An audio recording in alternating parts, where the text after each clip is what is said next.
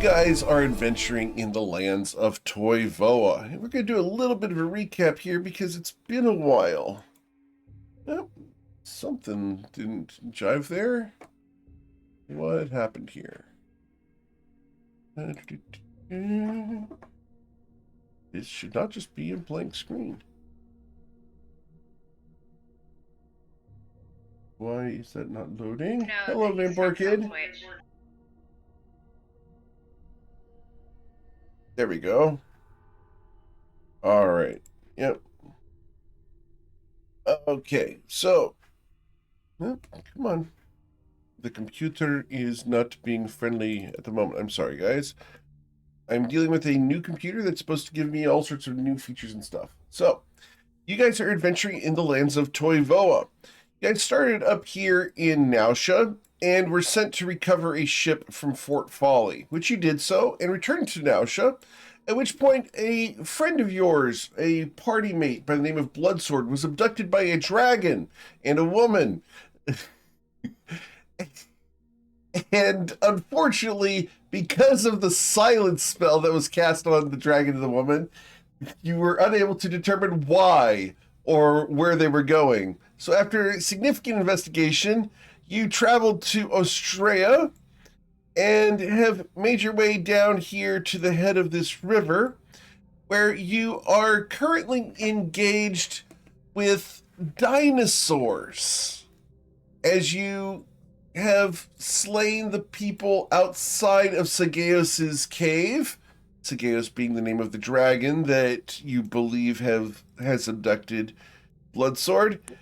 And you have made friends with a Tyrannosaurus Rex that you have named George. The third, technically. So that's where we're going to be picking up today, as Islarin is very tired at the moment. What would you guys like to do, as at the moment you are not engaged in combat because of Islarin's negotiation with the crocodiles?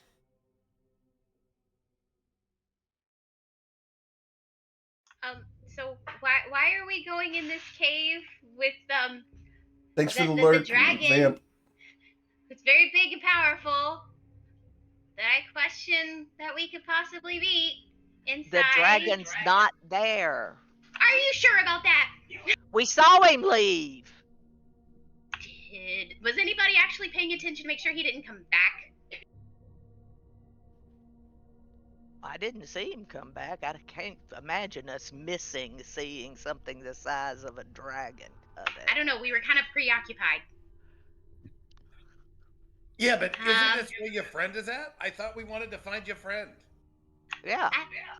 I do. That's what. I've heard stories about dragons' lairs, and that kind of scares me. I'm gonna smack you. Well, it's better without the dragon being in it, I'm sure. Okay. GM, do we have 10 minutes? That's up to you. Do you have 10 minutes? Guys, do we have 10 minutes? I would like to try to I think we got 10 minutes. Okay, I would like to try to legend lore all about Bloodsword and what the crap he's been doing with these people. Ooh, fun. Let me get the text of legend lore, because this may or may not be beneficial to you. Okay, if it's I think it just make Covet feel better. Let's see. Name or describe a person, place, or object, which you have successfully done. Thank you for the resub on the thing there, Red Hot. The spell brings to your mind a brief summary of the significant lore about the thing you named, in this case, Bloodsword. The lore might consist of current tales, forgotten stories, or even secret lore that has never been widely known. If the thing you named isn't of legendary importance, you gain no information. The more information you already have about the thing, the more precise and detailed information you receive is. information you learn is accurate, but might be couched in figurative language. For example, if you have a mysterious magic axe on hand, the spell might yield this information. Blah, blah, blah, blah, blah. So, the question becomes, is Bloodsword of legendary importance? He's important enough where they took him back. But is he worthy of a legend? I'll say yes. We'll go ahead and allow him to be legendary, sure. Now, Bloodsword, the slayer of dragons and fiends alike. Bloodsword fought on the front lines of the war between Corlin and Reston during the latest conflicts. Not necessarily wars, but definitely conflicts. He is feared there as he is quite the vicious individual. He likes to charge into the front lines and coat his sword in the blood of his enemies, flinging it to and fro, the blood splattering all over. He is known in taverns to be a filthy individual, reeking of caked blood and entrails. The viscera of his enemies drops off him onto the floor, causing a mess. He is legendary in both his disgusting nature and his viciousness in combat. Bloodsword has recently been captured by the dragon Sageos and his Major Domo, Severina Shadow Soul. They have taken him to the land of Australia, where they have placed him inside of a cave and are currently torturing him in order to discover the secrets of Fort Crag, in order to gain access to that city and fortress.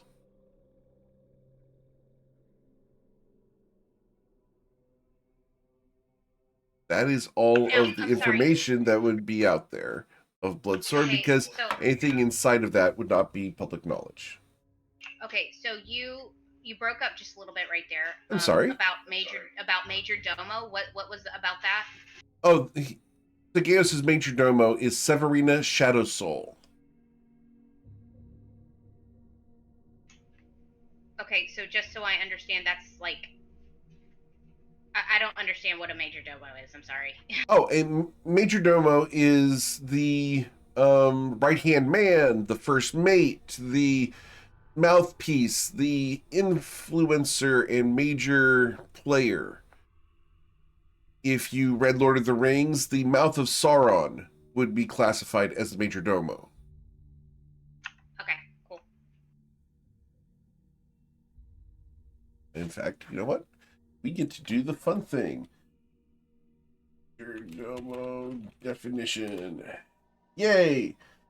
According to the Oxford Language Dictionary, a majordomo is the chief steward of a large household.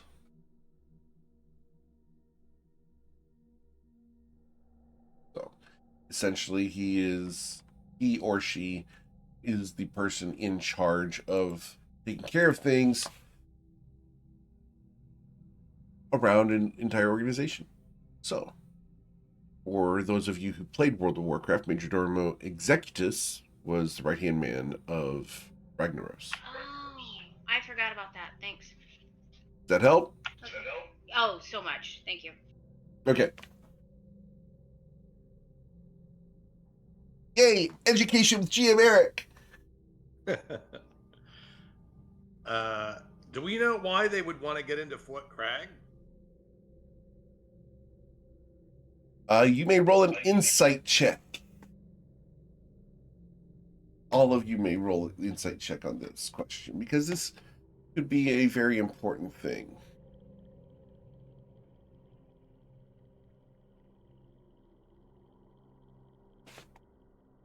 All right. Excellent. Cool.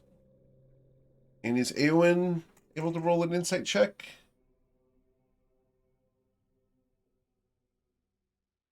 Not certain about that yet. Eowyn's able to function today. All right. Well, with a 22 and a 21, the Roman King of Reston. Oh, there's the insight check of a 15. Excellent. So everyone except for Twilight is very insightful today, which is pretty typical. So, the Roman King of Reston is currently based out of Fort Crag. And we're going to go ahead and bring up the map again so that you guys can see what we're talking about, because it does matter. So,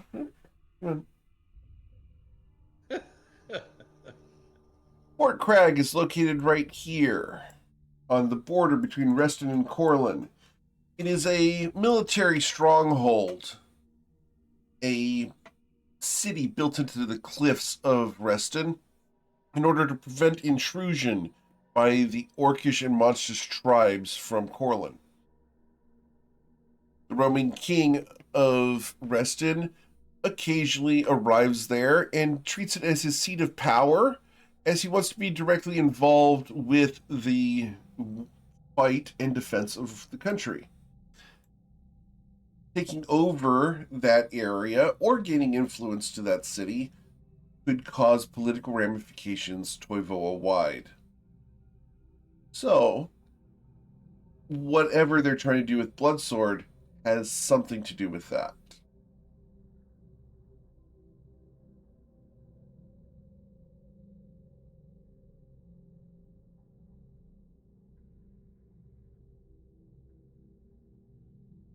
As everyone takes notes. I had forgotten about the roaming king of Corlin. That is an important character. I'm sorry, say that one more time. The Roman king of Corlin is an important character. Yeah, thanks so much. You're welcome. You asked me to repeat it. I repeated it. Yep. I got it. I got one job on this ship. And you do it well. Thank you very much. I appreciate that compliment.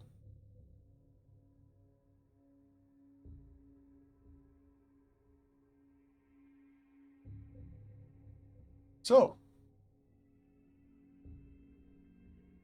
what would you guys like to do as you guys can gain the benefit of a short rest? Because you guys have sat around with a dinosaur. As one does.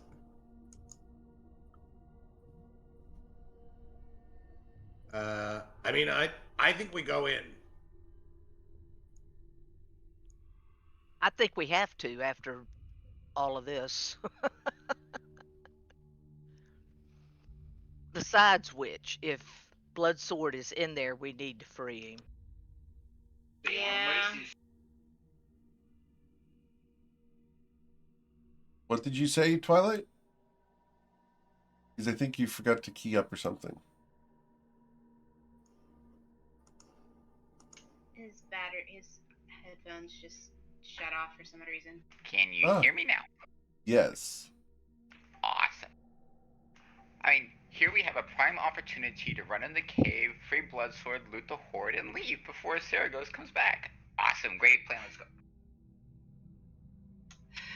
And George III is such the goodest of good boys.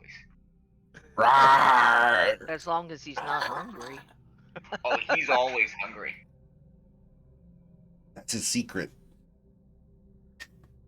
He's always hungry. And we're wasting way too much time right now. Yeah, I think we should do this fast. Yeah, Absolutely. Segoya Let's go. could be back anytime. As the dinosaur eats this guy. Fortunately, we'd already looted all of them, I think. Ish. If not, you can loot them later. Alright, let's go. Not if George eats them. Why not? Exactly, we need to let... Oh, yeah. They're just slightly processed. On our way in, I take a moment and Wow. Okay. On our way in, I take a moment Not to me. breathe another essence into the gem that I am currently wearing.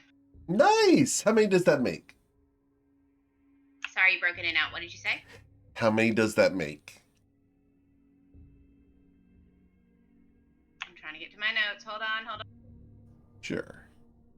That makes things that I have given 1, 2, 3, 4, 5, 6, 7, 8, 9, 10, 11. Nice. Very good. How long does it take to do each one, just out of curiosity? Just a breath. 6 seconds tops. I'm going to do that 3 more times and try not to hyperventilate. Okay. As Covet sits there and breathes upon this artifact, tendrils of shadow come out of her mouth and into the artifact, where they are absorbed and disappear. That's a natural It's not thing. a reason to hyperventilate of their love. Okay, hold on, I'm counting 6, 7, 8, 9, 10, 11, 12, 13, 14, 15. 15, that's 15. Excuse me. Very well. Alright, I feel a little better. I don't know what this means yet, but we're gonna find out, aren't we? Yay!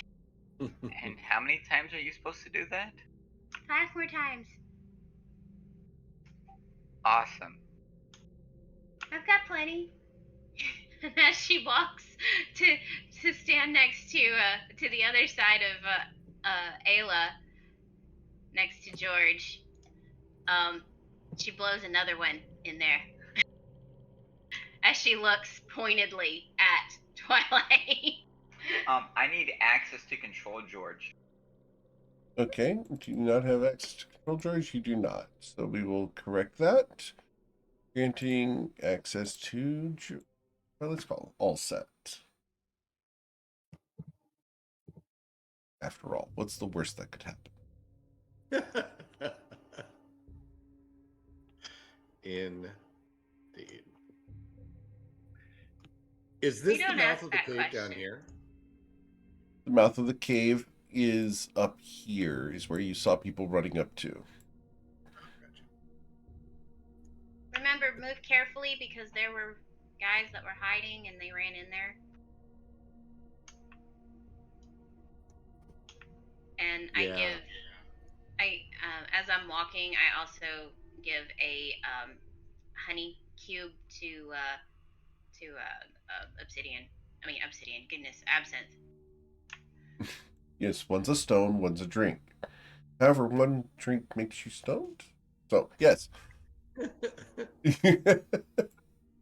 wrong. Cool.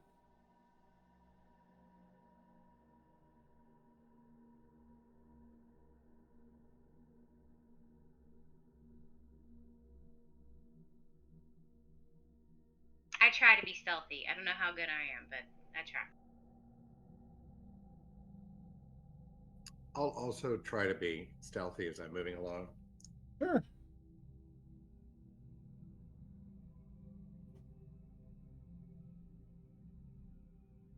Sometimes it's super handy to have a beard and hide my face.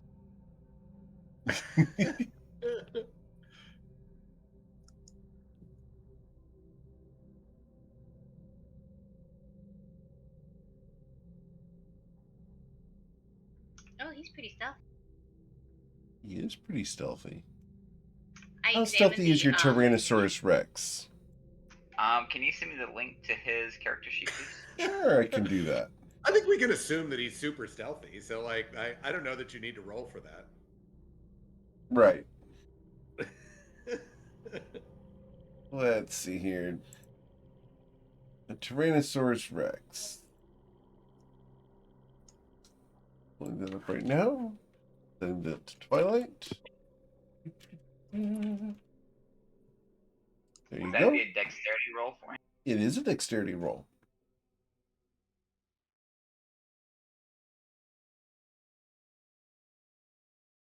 Alright, so let's do the dexterity roll.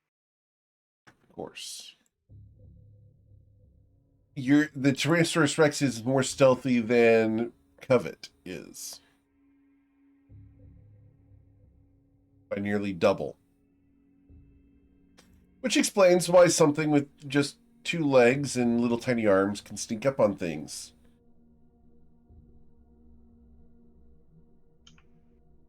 Also stealthier than Ayla. I investigate the crystal to see if there's a way, why it stopped working other than it just being fallen over. Oh, interesting. Let's roll an investigation check. Oh yeah, because I'm so good at those. Of course. Oh Thank yeah, you. You have I no know- idea. I know Shiza, so Yeah.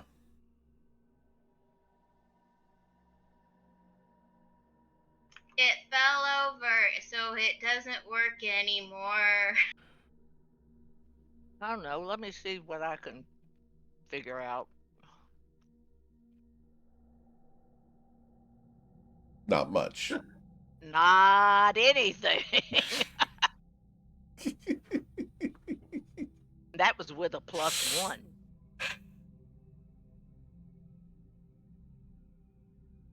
So much fun. So much fun.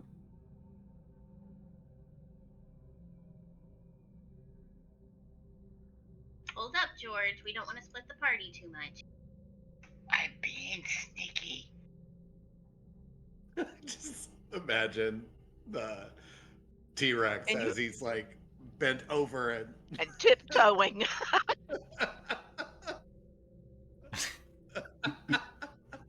You trained him so fast. How? I'm glad the entire party, like, we all thought the same thing. Like, that's hilarious.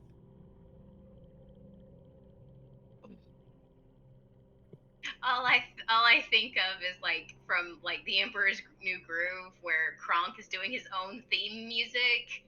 Yeah, I'm thinking of Twilight doing his own theme music while on this T-Rex that's tiptoeing. Oh, it's not about my own theme music. It's very much Pink Panther going off in the background. Oh boy.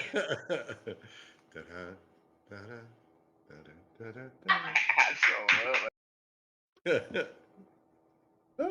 Where'd your T-Rex go? It's up here with me. He's on Yep. it, literally. Yeah, Yeah, there it he's goes. on Yep. it. Yep. I just got disconnected from Roll20. That's why I can't see the T-Rex. One moment. Oh, we just defeated the dragon. Right, yeah. Yeah. We're Congratulations! legendary Congratulations! Yay! We're Next week, session legendary 0. dragon. We looted the entire horde. Yeah. You're rich, The dragon legendary lives off what we people. got. And then I get to tell you what happens to Covet. Oh, wait.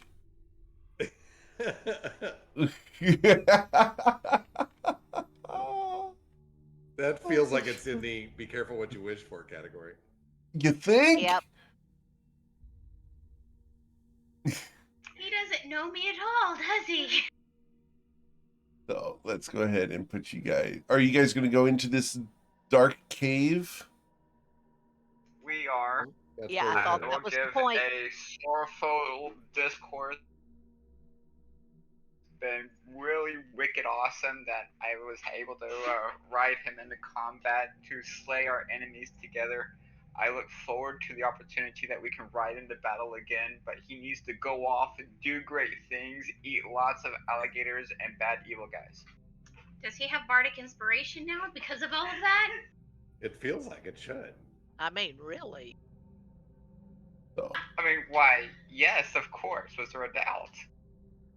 Oh, jeez.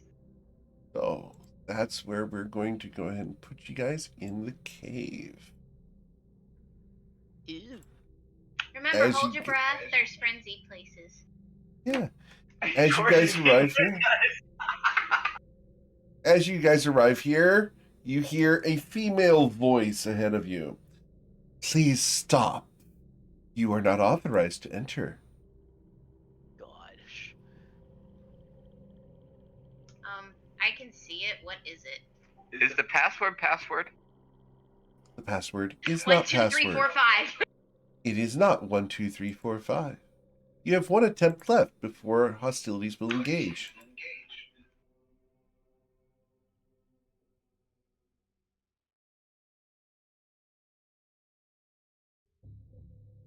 I look at Twilight, and I just kind of mouth. Chaos is awesome. Why did you say Sagaeus is awesome? That is not the correct password. Please prepare for obliteration. And you guys please target your tokens. So much. And we're going to roll for initiative. I've seen your prepare for character obliteration? sheet. Just You're out of smarter than curiosity. this.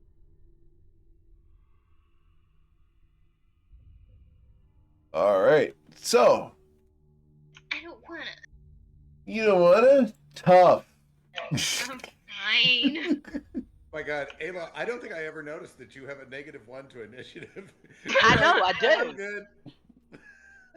Now I get the perfect 20. Holy crap. Okay. What do you think was gonna happen? Where's your character sheet? I need to see your character sheet. What's your wisdom at? What's your intelligence at? 2. Realize that there's a modifier because of the player. There's a modifier to the character sheet because of the player involved. That's what's happening. Yeah, well, you chose him. And she chose well. Well, of course. But I can't say anything. You let me go shopping today. okay, so Eowyn got an 18, but forgot to target the token, so I need to add the turn to there. Eowyn got an 18.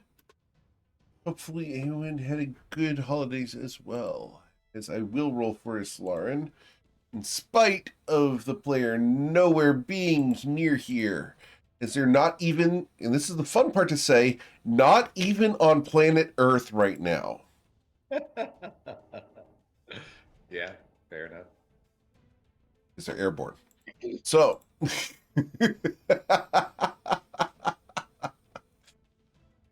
so much fun to be able to say add that. me to the list. Ah, yes. Aelin also did not target her token, so add turn there. Ayla, you got a 19. Excellent. Yeah, one good Very roll. cool. So, Covet, while everybody's getting their initiative and all this stuff ready, Covet is just sitting there going, everything is awesome. Everything is cool when you're part of the team. I mean, that wasn't the password. We tried that already. I said, shut up. We lost Eric. Covet, your I'm hair coming back. does look beautiful today, though. Everything is awesome. Covet, your hair's beautiful today. Of course it's awesome. So, going down the order, Miss Covet Von Sin, as you realize that your husband has just screwed the pooch on the password, what would you like to do?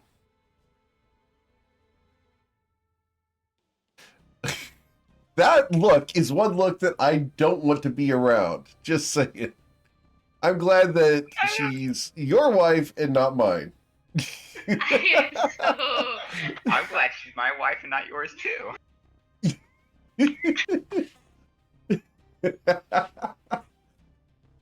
For a moment there, she looked like a character out of The Ring. Happy about that too.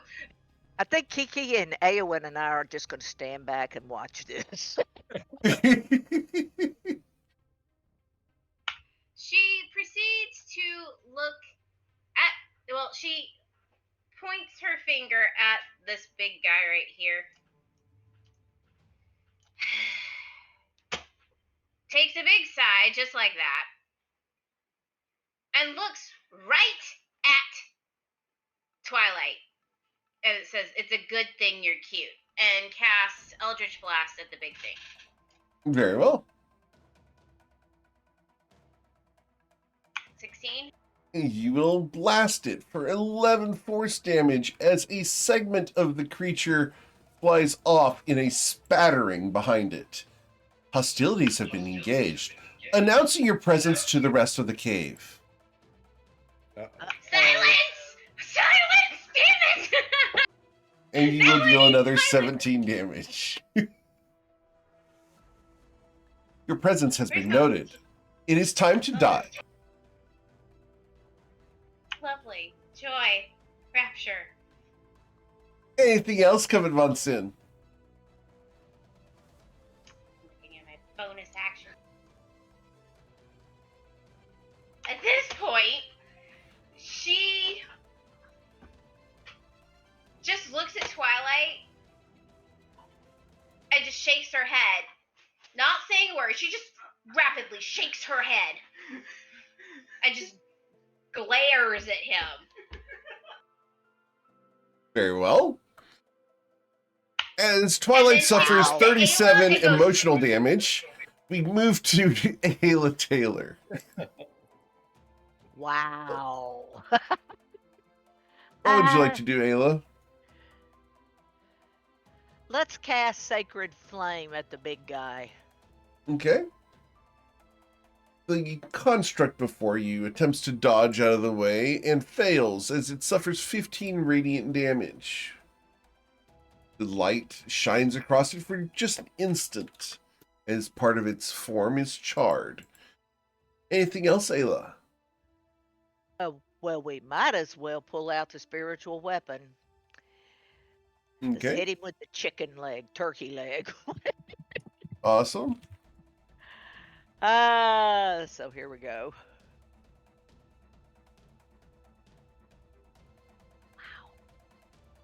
Okay, with a 28, you will strike it. How hard did you strike it? As the turkey leg thumps him for 9 force damage, the construct looks over.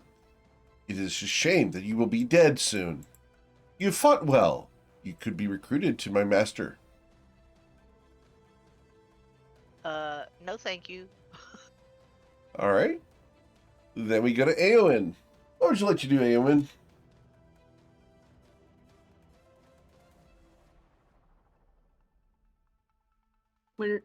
Where's the thing? The person. You hear the voice coming from down here.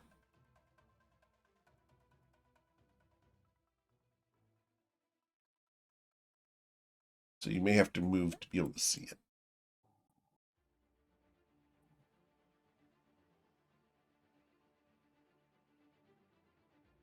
Sorry, I was up late last night.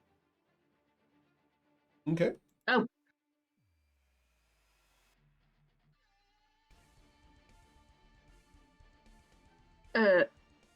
Can I roll an insight check to see what the hell that thing is? Sure, absolutely. This would actually be a Arcana check. I'm sorry.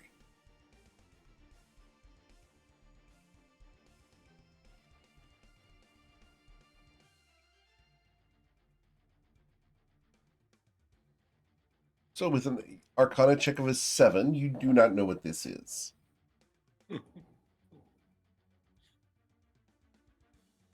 Okay.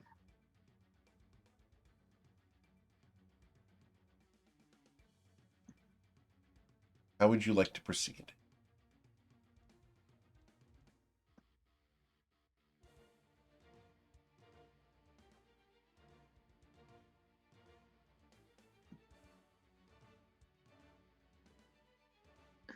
I'm not really sure, honestly.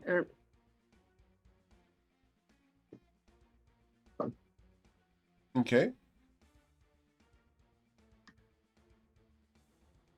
Can I, Look, has this. Good.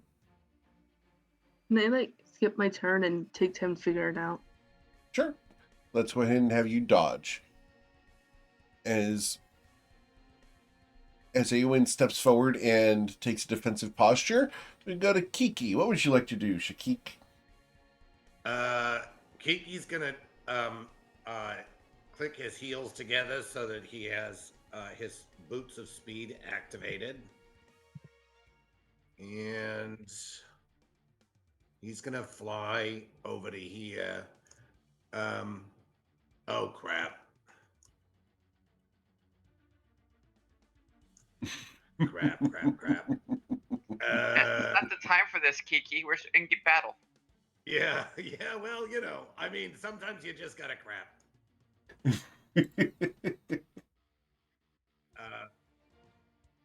I'm gonna assume that hits. We're gonna make that a stunning strike. On that individual there? Excellent. Oh, double checking, make sure I get this right. Yep. So with the Constitution saving throw against your stunning strike, I will not be stunned. I mean, so you say. I do say. I mean, he's so stunning. The 11 will not strike him. Really? Absolutely.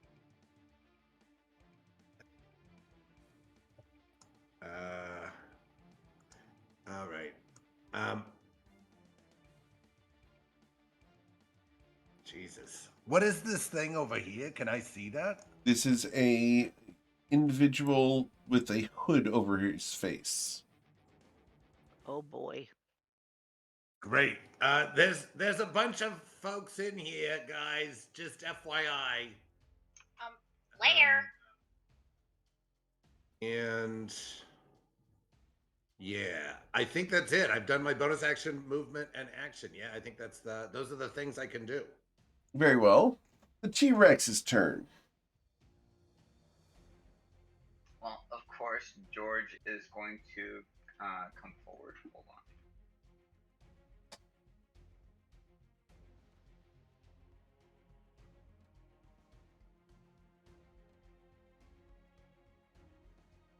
I'm having difficulty selecting. Alright, he's gonna come to there. Okay. Can he bite this thing from there? Yes. Alright, he's gonna bite. Very well. Ooh, nice. As the Tyrannosaurus Rex bites down on this entity, his teeth skitter and skid across its surface. It is immune to the non-magical attack from the Tyrannosaurus Rex. Oh no. Oh dear. Can it be grappled though? You could certainly try. I suppose we'll do that with the mouth there. So I'm going to roll that athletics check. Oh, It's a DC 17. yeah, I am not Damn grappled it. yet. Okay.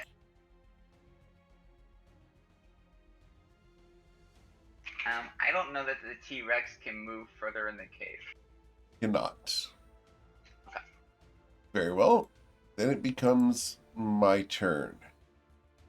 The construct here is going to step this direction to where it can attack either Kiki or the Tyrannosaurus Rex. It actually should be right. All right. So we're going to choose one of the two targets. Actually, two. You two. So you get two slams. All right. So we're going to slam one of you each one time. So, Kiki. A 19 to strike you, Kiki. 19 does strike. For 23 bludgeoning damage, and I need you to roll a Constitution saving throw or have your hit point maximum reduced by 23. Oh, con saves are definitely my favorite. Yes? Yeah, that's great. Unfortunately, yeah. Your maximum hit points are reduced by 23. The second strike will be against the Tyrannosaurus Rex. Oh. which will bludgeon the Tyrannosaurus Rex for 17 damage and reduce its maximum hit points by 17. Does it get a con save? Yes. Damn. It's okay. I appreciate the attempt there. All right. So go ahead and we will reduce the T-Rex's health by 17. All set. Cool. That was the construct's turn. This individual next to Kiki does not like him being there. So we'll draw a longsword and attack twice to Kiki. The first time being a 17 to strike you. 17 does not hit. The 12, therefore, will not either. This individual blinks into a flanking position right there. Doesn't walk, but actually teleports to there as his bonus action, and then attacks twice with a longsword that bursts into silver flame, looking like this. Once and twice. Does the 20 strike you, Kiki? The 20 does. All right. Then you are going to suffer the full damage of both of these attacks. And that's Force going. damage. I'm immune to force damage. You're immune to force damage. Wow. Yes. How'd you get immune to force damage? Isn't that great? I picked up a brooch of shielding. Neat. Yep. I gave Cool. that to that was one of the useful things that came back with the when we intimidated the dragon. Right. Well, you have resistance to force damage, not immunity. So, I thought it was immunity. Oh, you're right. Yeah. So that's going to be 8 plus 9. Magic medicine. Right. Yeah. 8 plus 9 is 17. 17 plus 7 is 24. 24 plus 8 would be a total of 32 damage. As you are slashed repeatedly by this individual. I believe you have 7 hit points left. I do. That's a Down hell of a here. longsword. Yeah. This individual. And it may not be the longsword, it could be the abilities of the entity. Say it. This individual is going to shoot the Tyrannosaurus Rex. And we do so with my longbow twice. A 12 will miss the Tyrannosaurus Rex, I believe, correct? It does. Just barely. And the 10 will also miss. Yes. As Just they curse barely. their luck, they will move 30 feet to there. This person here is going to step 10 feet. We'll step 15 feet to there, where we will then blink to this space here where I will be flanking the Tyrannosaurus Rex because of this line here. The individual will then attack the Tyrannosaurus Rex mercilessly, trying to cut its legs out from underneath it. Using a silver longsword that blazes with the flame, a 22 should slash for 22 damage to the Tyrannosaurus Rex. Yep. Okay. The 17 should also hit the T-Rex for an additional 23. Yep. Are you reducing the hit points on the T-Rex? I can do that. So, a total of 55 hit points removed. The Tyrannosaurus Rex has 8 hit points left. Jesus. No. You hear footsteps running deeper into the cave. We go to Islar and Shonazath. Oh, this isn't good. Not good at all. We gotta take care of this. Yeah, we gotta take care of this. As Islarin's going to get to there to where her aura will be next to you guys, but she wants to attack this individual. So Islarin is going to strike with her trident, and she gets 2 strikes. So at the hooded individual, she will hit him, dealing 11 damage. And the second strike with the trident will miss. So she dealt 11 damage. Excellent. She looks over. I think we're in a big world of poo right now. As we go to Twilight's Call, what would you like to do? Well, anytime the proverbial excrement hits the rotating object, We call that a fan. I am so glad you're a fan. I don't want to know about the other part of that phrase. You walked into that one though, Covet. It's a good thing he's cute.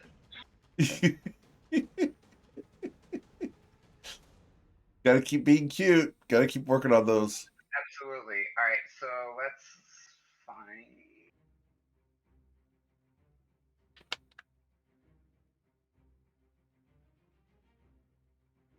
Oh yeah, awesome.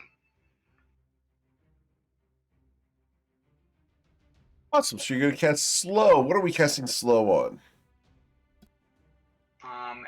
All the enemies here. It's a 40-foot circle Okay. or 40-foot cube. Excuse me. Cool.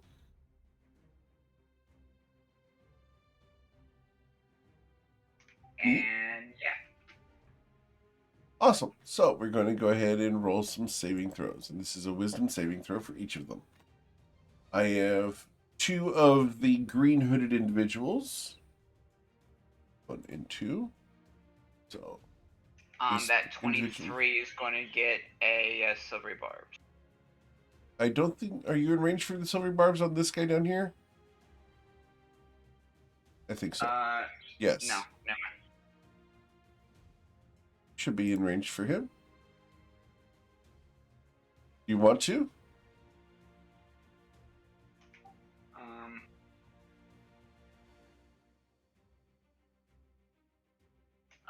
No, I do not. No? Very well. Okay. Then the 2 masked individuals. Their wisdom saving throws. They will also both be slowed. That's proving very handy. We're going to have to punish you for this. And then the construct itself. The construct. His wisdom saving throw will be a 16, but that's still not high enough to beat the... Oh, it is high enough. It is. So the construct does not get slowed because of its magic resistance. Very well. What else, Twilight's Call? And then that's my action. And then as a bonus action, I am going to heal George the Third. Okay. He will get For 5 5. additional hit points. Excellent. That may keep him alive. We'll see. Then we go to Covet von Sin.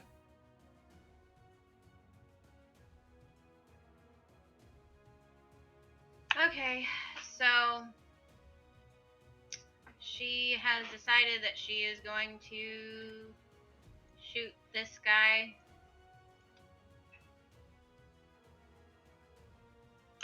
With Eldritch Blast, so she's gonna go for it.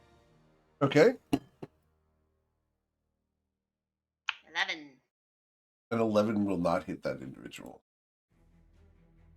23. The 23. 23 will, yeah. You'll deal 13 force damage to him. Nice. Okay.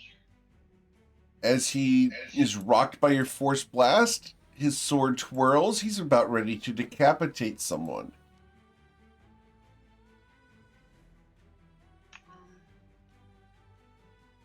Bonus action. Hold on.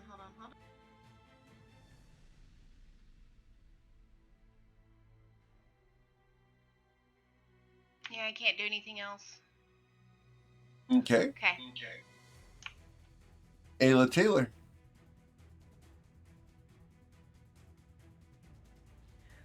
I want to move Very well. over here Sure. next to George.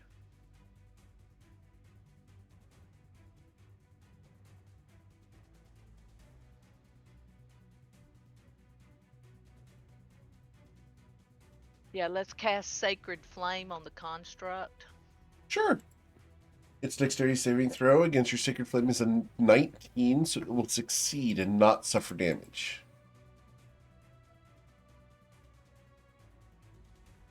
That's due to its magic resistance. Bonus touch. For my bonus, I'm going to touch George and hit Cure Wounds. Okay. Awesome. Oh, nice. George recovers 17 more hit points. Got it. Cool. That's it. After Ayla, we go to Eowyn. Eowyn, you're standing between the legs of a Tyrannosaurus Rex. What would you like to do?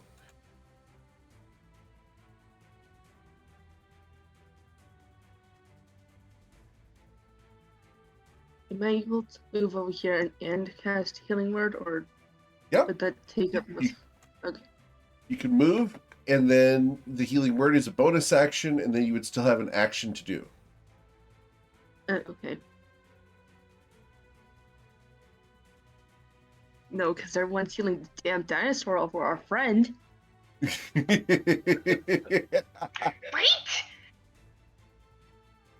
Okay. If you can't see the webcams, someone is giving glares of guilt towards Twilight's Call.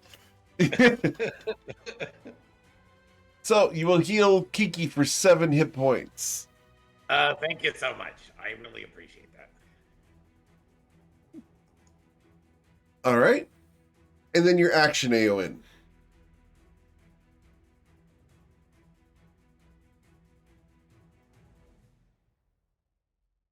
What else would you like to do? I'll use the mace on this hooded one. Okay. Gotcha. This one here. As you swing your mace towards his head, can you thunk him?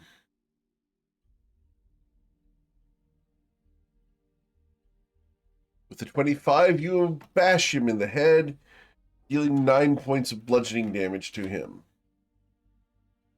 He did not enjoy that very much at all. All right. That's going to be it for Eowyn. So we go to Kiki Almanzar. All right.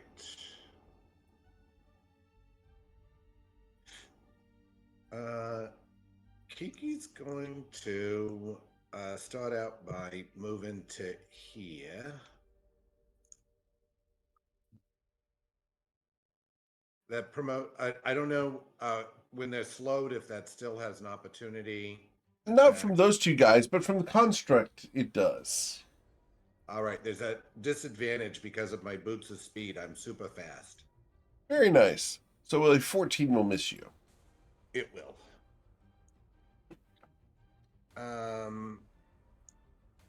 All right, and then I am going to attack this guy right here.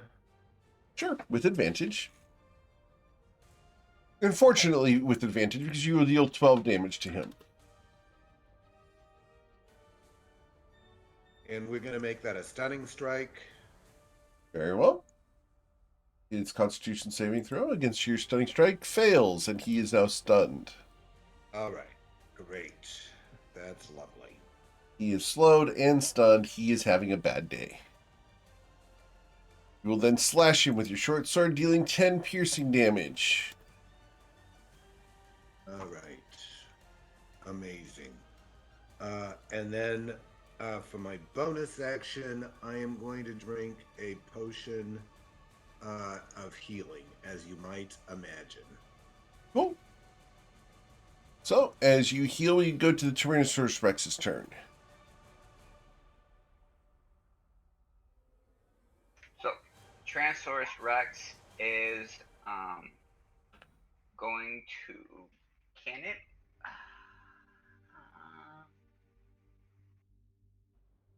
Is this a pillar area? Is this a flat area? Or is this It is a space dais. So he can step up onto that. But the construct is preventing him from going after this dude over here. Correct. But can step down there. Yes. Alright, so he's going to use the tail.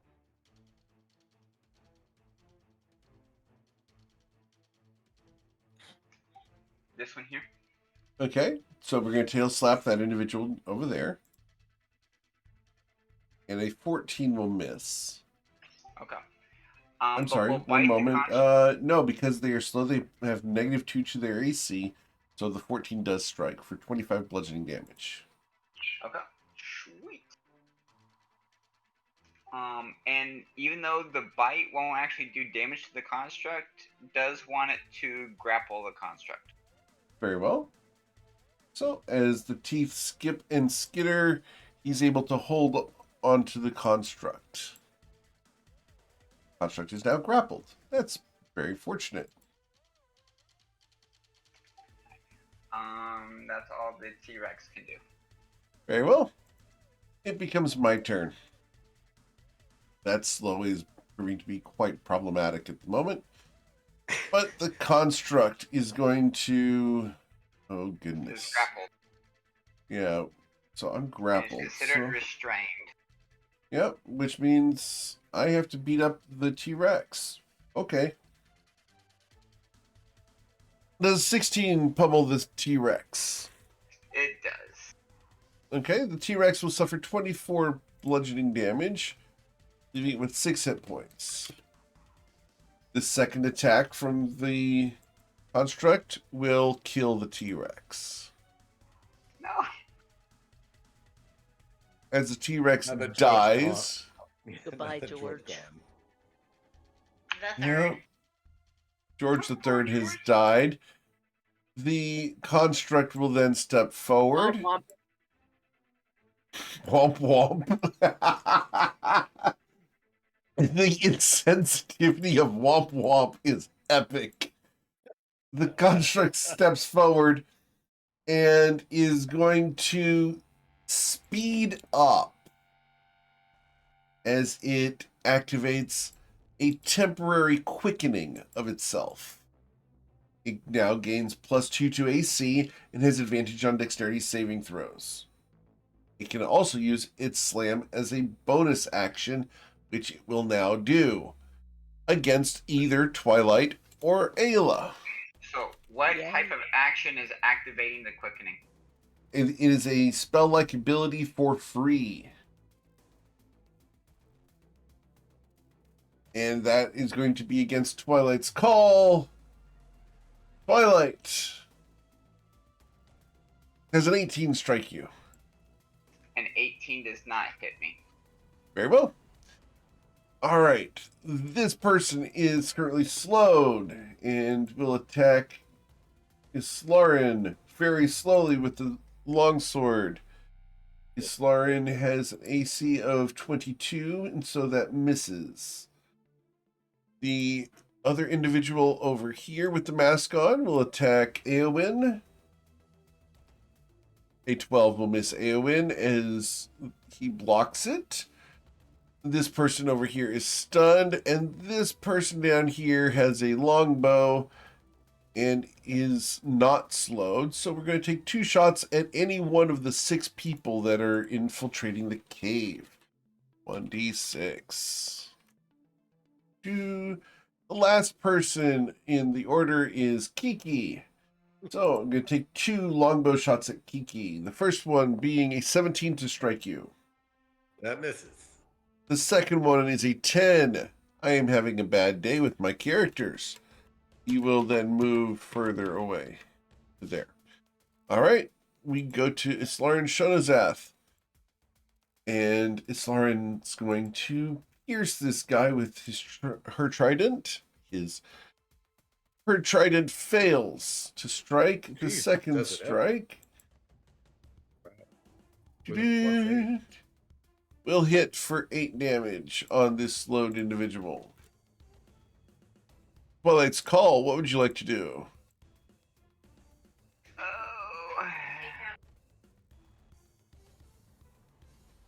Yeah. Trying to.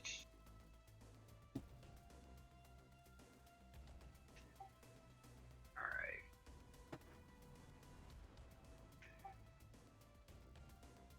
So I am going to call on the blessing of MKL. Okay. And I am going to move over to there. All right. And then I'm going to take 2 shots at the construct. Sure. In the name of George III, we shall remember you.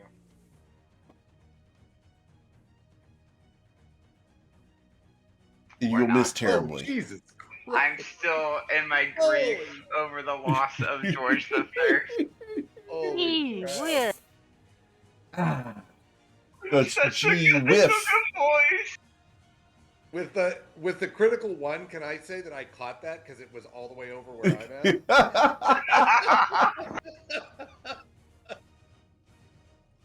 Yeah. Unfortunately, you did not strike the construct with your magical bow. Miss Von Sin. It's wonderful that he's cute because he can't hit the broadside of a barn.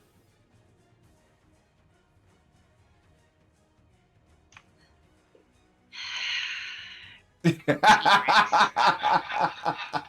then proceeds to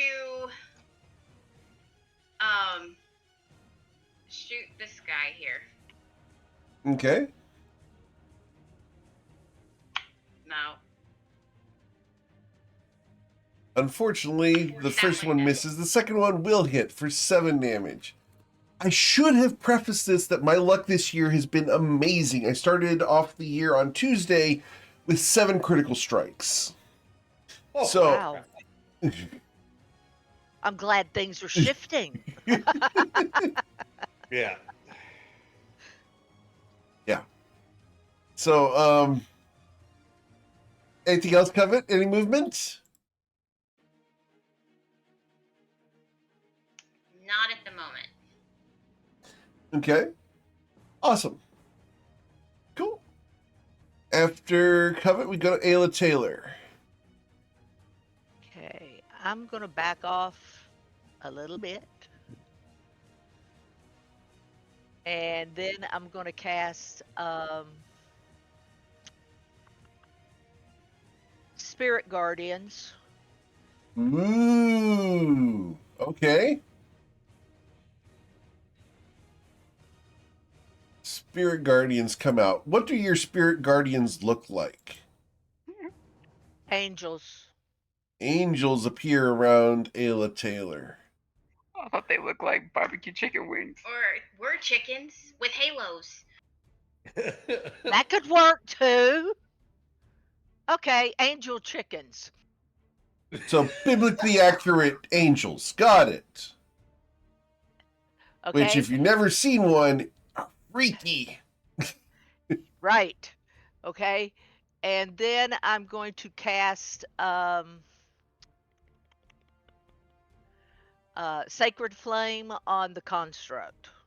Very well. The construct currently has advantage and will fail. Sacred Flame comes down, dealing 14 radiant damage to the construct. Excellent. That's it. Unless you wanted to move. I did that No? to begin with. Okay, cool. Then we go to Eowyn. What would you like to do, Eowyn? Hit this guy right here. He's stunned. But not for long.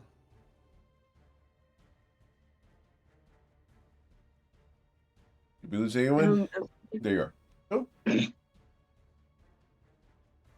No, sorry. I have allergies and everything's been slow today. Ah, okay. I'll hit this guy with the mace. All right. You have advantage on this attack. No, I don't. Okay. Mm. No. Go ahead and No. re-roll that because you do get to roll it a second time.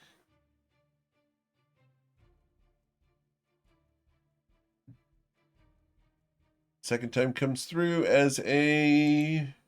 Wait for the animations. Wow. Holy Oh, shit. wow. Okay. That's I'll not see good. myself out. Okay. Yeah, I changed up my digital dice too. I recommend you do the same. She's getting the bad rolls out of the way now. Yeah. All right. Kiki El Nazar.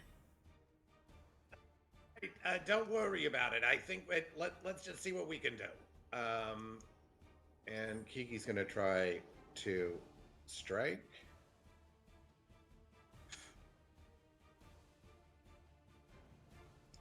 And then is gonna strike again. Yep, dealing 10 damage and 12. So total 22 damage as you slash and pierce this guy. And then is gonna do flurry of blows as my bonus action.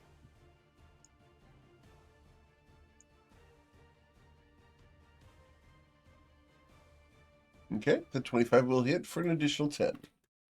And then I think you should have one more swing. Flurry of blows there. There you go. Wow. Just consistent damage there. That's awesome. Cool. Anything else, sir? I think those are my things. All right. Cool. After Kiki, we go to the dead T-Rex, which we will just delete off the screen here as far as the initiative tracker goes. No. Oh no! I love that Eric's just like, no, he doesn't. No, I can't. That's his think equivalent that to is not saying, happening. "Oh, you're cute." Or to use nomenclature that's familiar, bless your heart. Ouch! You're right. Ouch! It's painful. Works. All right, so the construct is not near anyone at the moment, and I have several ways I can go. Oh, but I do start my turn inside the Spirit Guardian, so my Wisdom saving throw is a 2. You rolled a 12 radiant damage for the Spirit Guardians on the first time, so I will suffer 12 radiant damage from Spirit Guardians. The construct is not like suffering that damage, so we'll step up to you, Ayla Taylor, and attempt to pummel you. We're going to try to do that quickening again, but I have to activate that on a D6. It recharges on a 5 or a 6. I did not get my quickening back, so I only get to hit you twice. The first time will be a 21 to strike you, Ayla, for 18 bludgeoning damage. Ow. And I need you to roll a Constitution saving throw of a DC 15, or have your maximum hit points reduced by 18. You're fine there.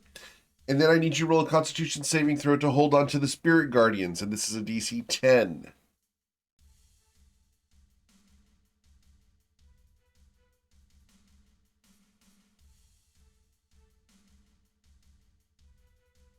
Another Constitution saving throw. Ayla, that one's for you. Yeah. All right, that's fine. My second punch against Ayla will strike her for 22 more damage. Holy shit. And I need 2 more con saves. The first against having your maximum hit points reduced, and the second against losing the Spirit Guardians. You're fine and do not have your hit points reduced. And the second con save prevents you from losing your Spirit Guardians. Awesome. That's the construct's turn. Down here, this individual attacks Slarin with its flaming sword. And with the 19 will miss. I'm going to do what I forgot to do last time and try to save against the slow. That's a wisdom save, correct? Oh, wisdom save, DC 14.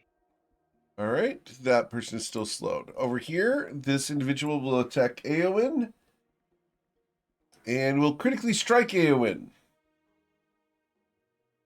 Does anyone want to do anything? I don't know that I'm in range for that. Hold on.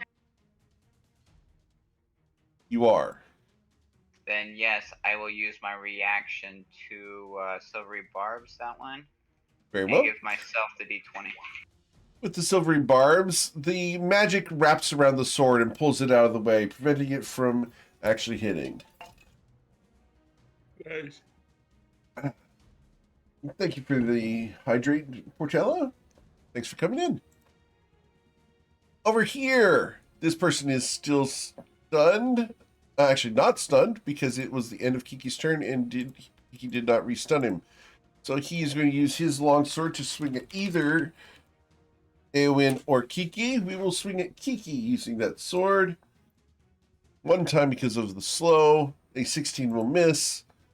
These two guys need to make their saving throws. Neither of them are slowed anymore. Ooh, crap. That is unfortunate, as they are going to have a ton of attacks soon. And then this person down here cannot see Eowyn or Kiki, so has 4 targets to shoot at. 2d4 for the arrows. And I need to zoom out so that we can actually see this. There we go. So, targets number 1 and 2, we go top down, left to right. So target number 1 is Twilight. Twilight, an 8 will miss you, I believe. Yes, it will. Unless you can't see the target. Let's see, can you see that guy down there? You cannot, so I do have advantage on that one. So the 23 would hit you, and will deal 23 damage to you. Can it see me? He can see you. He has 120 feet of dark vision. Okay. All right, the second shot was against target number So, 2, how much which... damage? 23. 9 piercing, 14 radiant. The second target was going to be Covet von Sin up here. The longbow shot fires, and with a 24, Covet, you're going to suffer 29 damage. 10 piercing, 19 radiant. As the arrow sails out of the darkness from this point. And I lose slow. You lose slow. All right, so the person next to Slarin is no longer slow. He already rolled his save at the end of his turn, so he does not get to act regardless of that. So, is Slarin Shunazath, the lovely woman right here, is going to attack the assailant next to her with her trident. Slarin will strike the individual for 10 piercing damage. And look around and realize no one's in range of her aura to provide bonuses. So she's going to slide to there to hopefully get some of her friends to stand near her. The second strike with the trident will be a 19 and will also strike for an additional 9 damage. That is because Slarin's using a shield that's one-handed. So, Twilight's Call, what would you like to do? Alright, I'm going to use my D20 from Silvery Barbs, give myself advantage, and attack the construct. Okay. With advantage. The 21 will strike. My second... Say again? That will strike, and that'll deal 21 Yeah. piercing damage. And I will shoot one more time. Of course. I will leave the dude down here for Covet, and I will Okay. continue to focus on the construct. Sure. Does the damage reset the quickening on the construct? It does not. Okay. The quickening lasts for 1 round. That's all it lasts for. Okay. And second shot. Yeah, it's technically 1 round of haste with no downside. The second shot is a 20 and will strike the construct for 26 piercing damage. As the arrow enters the clay-like structure, it quivers there, dealing damage to its essence. Anything else, Twilight's Call? I'm going to burn my second wind and heal myself. All right. Cool. Then we go to Covet von Sin, unless you want to move. Covet. I'll stay right there. Sent a question to you. Oh, yes. You have to be inside the aura. If you can't see it, then I need to enable it so you can see it. So, there you go. You can now see her aura. Thank you. Move there, so I can get there. And I'm gonna shoot This is the aura we're one. talking about. Yeah, I'm gonna shoot this one. Okay.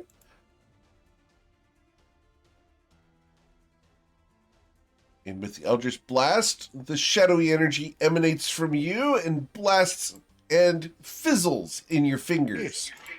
Our rolls today. Jesus. I warned you guys. I told you that Tuesday had been awesome. But yes, you will deal 10 force damage as dark energy granted to you by your patron tears through this guy. Excellent. Anything else, Covet?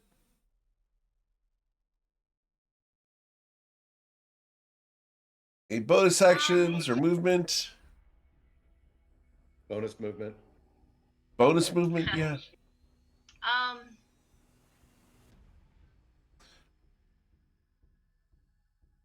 checking to make sure how many spell slots I have. One, two, like half of them. Okay. I am going to.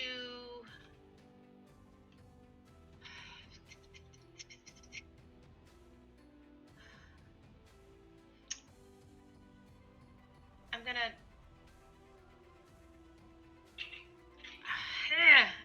Choices. How dead is this one looking? You can see its health bar, I believe. Yes. Yeah, It's pretty bloody from here. Okay, that's all I'm asking. How bloody is this dude? Is he really bloody or not so bloody? Very bloody. He's holding on.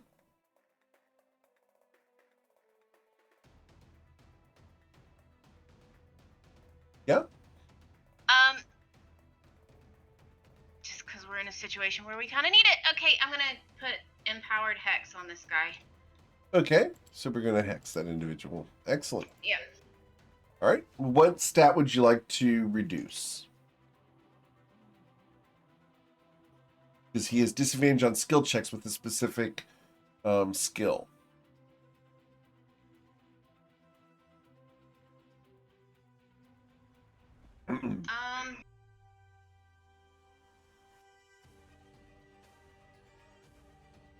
Strength, let's do dex, etc. Dex, I think. Okay, cool. Awesome.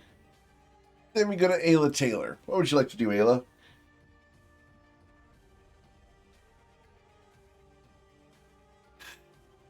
Well, think I'm gonna beat up on this construct right here in front of me. Sure. Let's do Sacred Flame on the construct. All right. The construct's going to try to dodge to the side of it. And will fail and suffer 11 radiant damage as your divine light tears through its flesh and a section of it sloughs to the floor. Anything else, Ayla? Yeah, let's do go ahead and hit it with a spiritual weapon as well. Okay.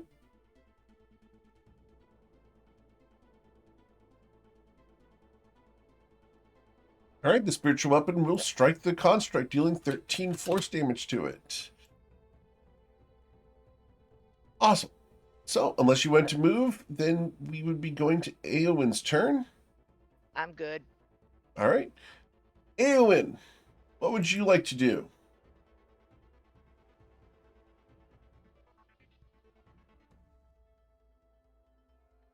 Eowyn? Would it be disadvantage if I use guiding bolt on the construct? No, you would not have disadvantage if you used it against the construct. So, you want to use guiding bolt on the construct. Awesome. Guiding bolt charges in your hands as you hurl a bolt of radiant energy towards it. Unfortunately, the 13 will miss and go sailing just past Covet. Kiki will Sorry, yell at you sorry. to get out of there because you're going to get pummeled in a second.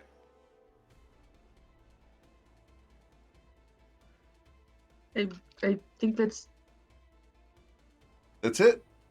Okay, yeah, that's it. cool. Kiki! All right. See what we can do.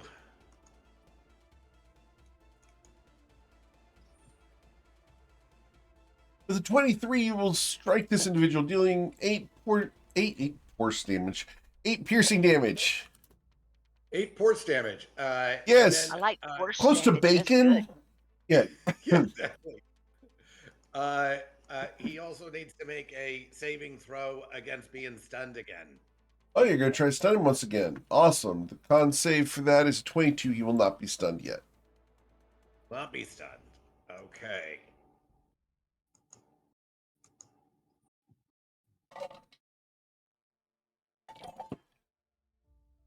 Okay. Anything else? I'm.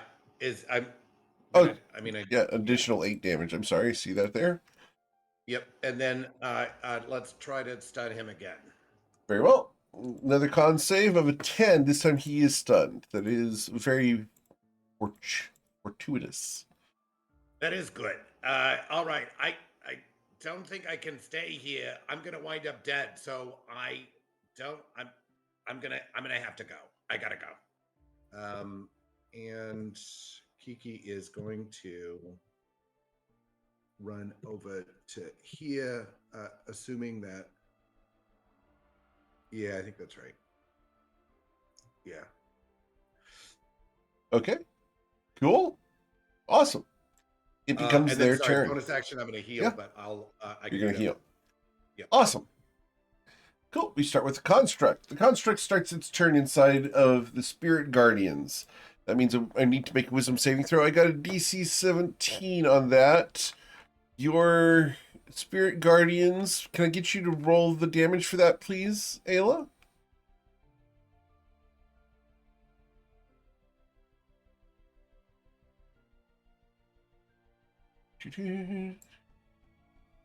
The Spirit Guardians damage. Ayla. That. Can you find Is it? it secret? Is it safe? Secret damage? We can't Secret know. damage, secret safe. All right. Oh, that's a spiritual weapon, not the Spirit Guardians. Yeah, the Spirit Guardians damage is what we're looking for. Just the damage off to the side of it. Thank you. So I did get a 17, so I did save. I will suffer 6 radiant damage from that.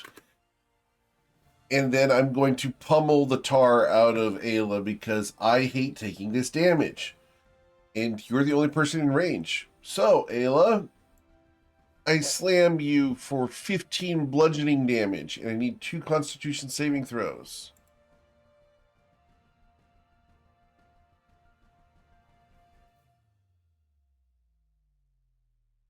Okay, your maximum hit points will be reduced by 15.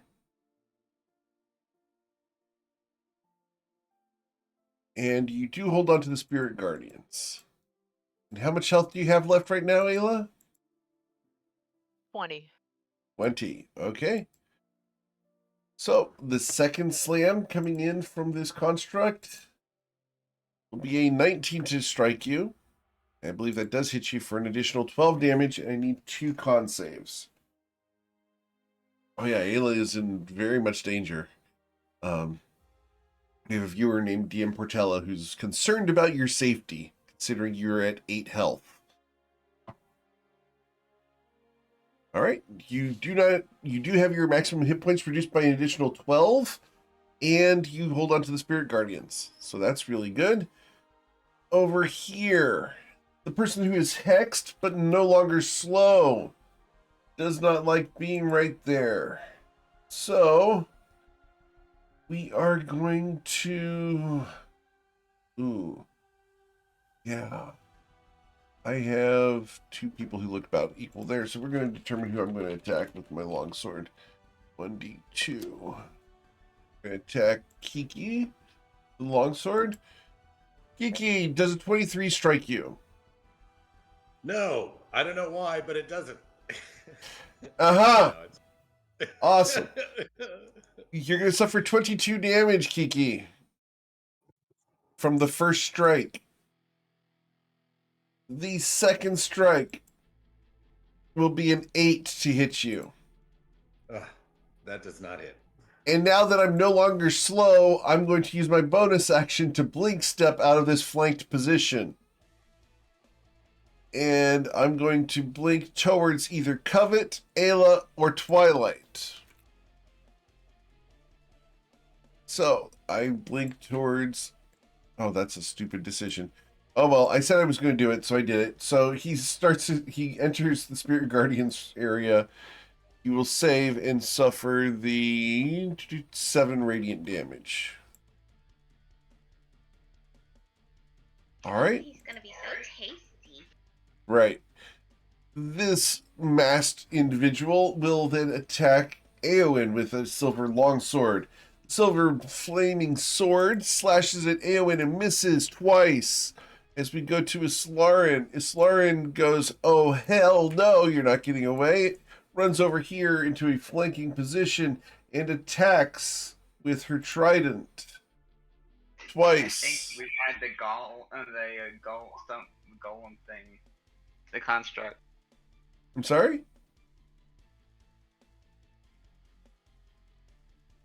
What was that? I said, wouldn't Aslarin go after the construct? No. Islarin's been fighting this masked individual for too long. Okay. Especially since she's going to critically strike him. And Crap. Yay! is going to deal the 13 plus 6, so 19 damage, slaying this guy as she drives her trident up through his ribcage and into his heart. The glares from Covet I can feel over here, and I'm behind her. Well, Islarin is now shielding Ayla with her aura of protection. So, we go to Twilight's call. What would you like to do, Twilight? I'm going to take 2 shots at the construct. Very well. Oh, I forgot to shoot from the darkness. We'll say he's reloading. All right, so you will strike the construct 1 time for 20 damage. As your arrow first skips off, and the second arrow does pierce the construct, leaving a quivering fletching there. Anything else? And I will move over there. All right. Covet Von Sin. Alright, well, first off, Covet's gonna move here. Okay. So she's in the aura. Second, she's going to move the hex off of this one to this one. Sure. What stat would you like to hex?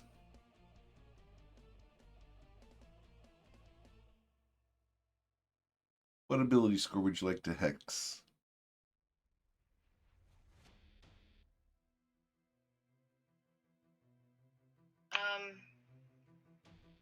Let's go with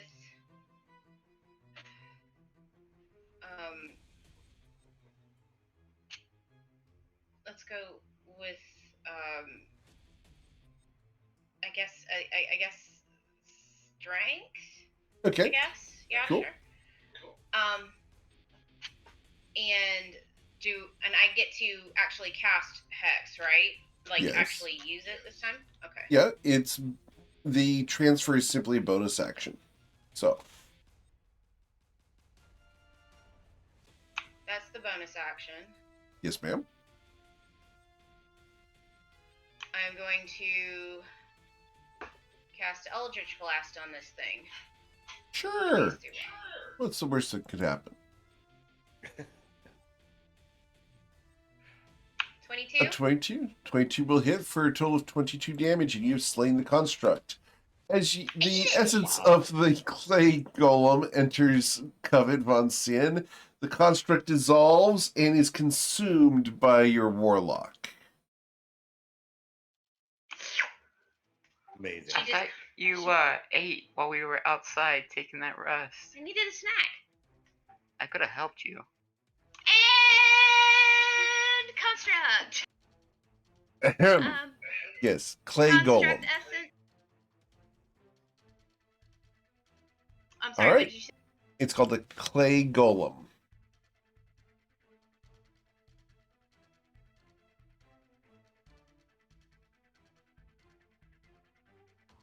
All right. As the chalky flavor fills your mouth. Tastes like dirt. Yep. You guys have ever been exposed to diatomaceous earth? It is not a flavor you want in your mouth. No. Ayla didn't key up, but I know she knows what we're talking about. Yeah, I don't even want to smell it. It's gross. Yes. It works I need great on lactic bugs, though. acid after that. Was that Maylox? All right. Anything else, Covet? No, As you Maylock still have tastes you still have an extra charge of the Eldritch Blast. Oh, I'm gonna go for this guy here. Very well. Yep, they got rid of the golem. Wait, Yep, you'll hit for 13 damage over there. yes, no, you don't want to taste what this dirt tastes like. This is terrible. No, Eowyn, you really don't want to know. Okay, so yes, the golem is gone. Covet ate it. Or absorbed its essence, ate its essence, whatever you want to call it. But yeah, Consumed, golem's gone. yes. All right. Such a thirsty girl. Well, that's someone's fault. All right, so we go to Ayla Taylor. Ayla's gonna scoot around here with her spirit guardians and Okay. lay hands on Kiki and healing. Okay. Thank you very much. Kiki, you will recover 9 hit points from Ayla's touch. Amazing. All right. Anything else, Every little Ayla? bit helps. Yeah, I'm gonna does. cast Cure Wounds on myself. Okay. Yeah, good idea. Cure Wounds is a bonus action, unfortunately. You can't do it twice in a round. Rats. Okay, that's fine. Yeah. Go ahead and give yourself that spell slot back. Yeah, I will. All right. Bonus action You or have an a action? potion? I thought It's- I thought Cure Wounds was an action and I heal, thought so Healing Word too. was the bonus Yeah. action. So she still has a bonus action she can do. Right. So, this first guy right here Mm-hmm. under Eowyn on her right. We're gonna cast Sacred Flame on him. All right. He fails. How much damage did he take? He will suffer 11 radiant damage as the divine light of the god of feasts burns him. It smells like turkey. All right. For some So- strange reason. Yeah. Eowyn, what would you like to do? Thanks for following, Portella. Appreciate the follow. Eowyn, what's the plan?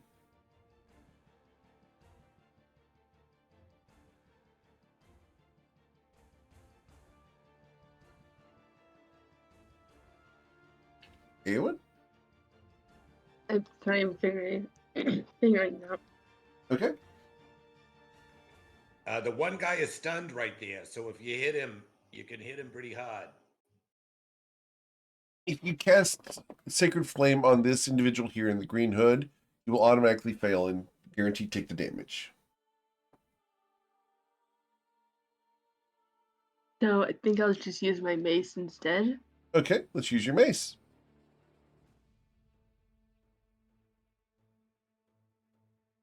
slash him with a hammer. And you will bludgeon him for 9 damage. Excellent. Cool. After Eowyn, we then go to Kiki Al-Nazar. All right, Ayla, thanks so much for the heals. Let me see if I can help out Aylin a little bit. And Kiki's gonna move over here and attack this guy.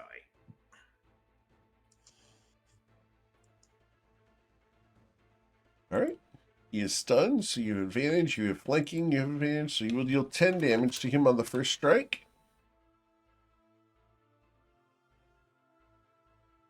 The 19 will also strike him for an additional 9 damage as the short sword pierces through his armor and finds his flesh. All right, and I'm gonna go ahead and make that a stunning strike. Sure. My Constitution saving throw against your stunning strike is a 24. I am not stunned. That is bothersome. I will do my best to please. All right, so for my bonus action, I'm going to use another key point for a flurry of blows. All right. Let's see if we can take advantage of the fact that he's stunned and take care of this. As the Blue Jay hits him for an additional 7. And an additional 7 more. Great. Anything else, Kiki? I think I'm going to do, so I have 90 feet of movement. I'm going to go ahead and move back over to here. Cool. Can I get as far as... No, I can't quite. Oh, I can if I go a different route. I'm going to just get inside the aura here. And that's it. Cool. After Kiki, it becomes my turn. And we're going to try to pummel some people. Specifically, we're going to try to beat up on Eowyn because that's who we can do. So we're going to move into a flanking position. And we're going to swing swords. First, the masked individual right here is going to swing their longsword at Eowyn twice. The first time will be a 20 to hit Eowyn, which I know misses. The second one will be a 23 to hit Eowyn. Does that strike you, Eowyn?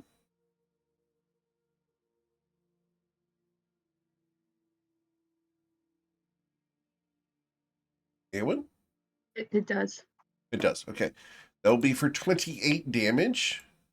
It's 10 force, No, then 8. I'm just sorry? not defending for myself over here. Yep. And then this person What a here will. team. Yep. What a team. That other person, the green hood, swings at you twice for an additional 22 damage and then misses on the last attack. And then arrows from the darkness way down here are going to target anyone other than Eowyn. Oh, 2d5. We're going to target number 1, which is, again, Twilight's Call. What was that, Eowyn? How much damage did I take again? Total, you were dealt 19 plus 28, so that would have been 47. 47 plus 22 would be 69 damage. Eowyn is unconscious. Okay.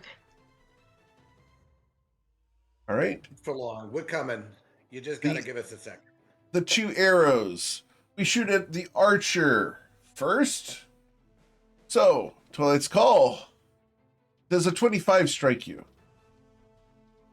It does, but I'm concerned about the line of sight. Line of sight. We will check the line of sight on this shot. Let me zoom out to get the line of sight on this. The line of sight is that. Okay. Yeah, it hits. All right. So you're going to suffer 8 plus 2, so 14. 14 plus 44, so 14 plus 44 would be 58 damage to you, Twilight's Call. Which should render you unconscious. It does. All right. The second shot from the archer will target number 5, which is Ayla Taylor. A 24 should hit Ayla Taylor for 20 damage, rendering Ayla Taylor I'm unconscious. Holy crap. Uh-oh. And this guy down here, now that the construct is dead, is going to move away and out of line of sight because I don't want to get shot at. So, we will go to Islarin as the guys here next to Eowyn prepare to slay people. Islarin and Covet. Islarin, Covet, and Kiki are the only people currently conscious in the party. Oh, who's Islarin going to go help first? Roll 1d3. We're going to go help Eowyn first. So, 1, 2, 4, 5. We will go there to help Eowyn. Eowyn, Islarin runs up to you and will reach down to heal you. As she does so, she will heal you for 40 damage. Crap. So, you recover 40 hit points, Eowyn. You are conscious but prone. All right. That's Islarin's turn. We go to Twilight's Call. Twilight, I need you to make a death saving throw, please. You will suffer a failure on your death saving throw. As Twilight's Call is dying, Covet Von Sin, it is your turn.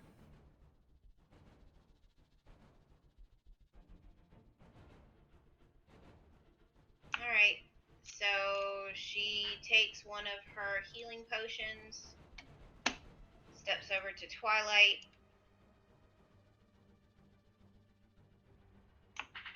potion of greater healing, and shoves it down his throat as her bonus action. Okay.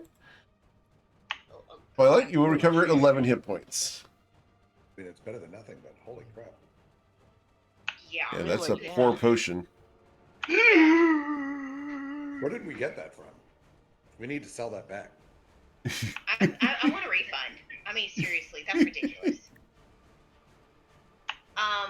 And then she shoots this one twice. Okay, right here. The first one will hit, dealing 6 force damage to him. He's still fine. Anything else, Covet? Any movement?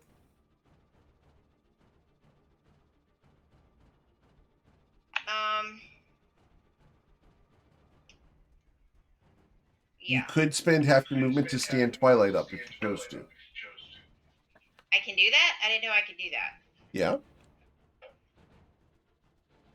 Okay, so instead of moving, I'm going to use half my movement to pull him up. Okay.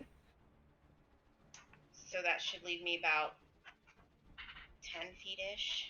As a question, is there a booty grab involved?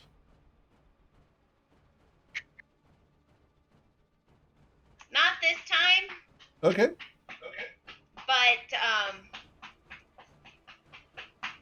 she, instead of the booty grab, as he stands up, she grabs his chin, gives him a kiss, and says, "Don't die." All right. Ayla Taylor, what would you like to do? Oh, you're dying as well. Yeah, Need you roll I'm a death dying as saving well. throw. Yeah. Continue dying. You're good. Yeah, need you roll a death saving throw. Oh, nice. Yeah, Ayla Taylor. That's a success. You rolled a con save instead of the death save. So that's a success, but you did not pop up. All good? She rolled a 19 instead of a 20. Oh, yeah. So- I was thinking that was a nat 20. But Yeah, so close. But you are working your way towards stabilizing. Eowyn, you're conscious, but currently prone between two guys who want to kill you. What would you like to do?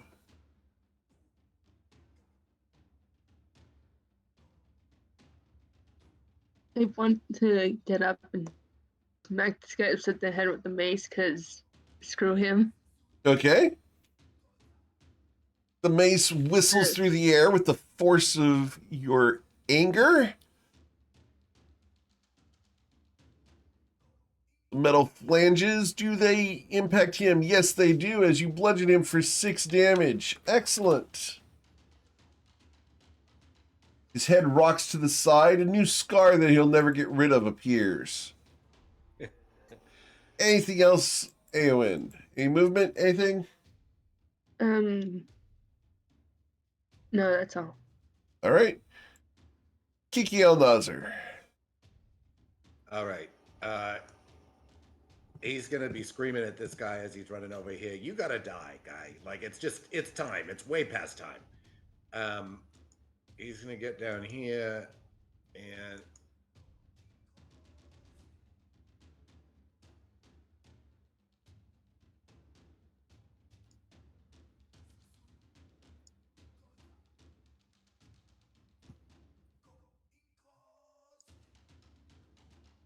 is he still standing?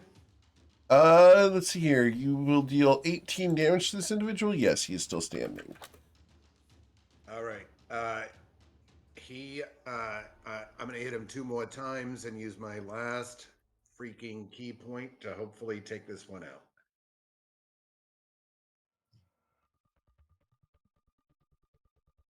Okay, you'll deal 10 damage to him with that last attack.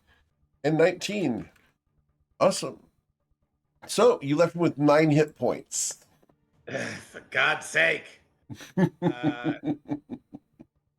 It's time to right. die, Well, guy. because of that, I have the disengage action. I am gonna head this way and get out of there. Okay. Awesome. It becomes their turn. Mercilessly, they are going to choose where you're going to gang up on an attack. The masked individual to the north, right here, is going to choose whether we're going to attack Eowyn or Islarin. 1d2. That's going to be Islarin. This guy is going to slide into a flanking position with Islarin without provoking opportunity attacks. So, we will attack from the masked individual here. He swings his silver longsword once and twice as Islarin parries with her shield. The guy moves 1 step to here so that the guy in the green hood can determine who he wants to attack. 1d2. And we will be skipping over to the right to target Eowyn because we go top down, left to right on the targeting. Eowyn, this guy with the long sword slashes at you, and you will parry the first one. Does a 22 strike you, Eowyn? Yeah, it does. All right, Eowyn, you're going to suffer 15 damage as he gets through the shield and cuts your left shoulder. That's unpleasant. Down in the darkness, the guy moves 10 feet to there where he can see 4 targets. No, 3 targets. I don't think I can actually see Kiki. Let's see. Can I get to Kiki? No, I cannot. I can see those 3, and that's it. So I can see 3 targets. So 2 shots against 3 targets. So 2d3. Our targeting is going to both be against Covet von Sin. Of course. Of course. Covet, the first arrow. Does a 17 hit you? Can you see this target? Let's see. Can you actually see them? I can't see it. You cannot. So that is an 18 to strike you. Yeah, it hits. All right. You will suffer 20 damage. 7 piercing, 13 radiant as the arrow hits you and rocks you backwards.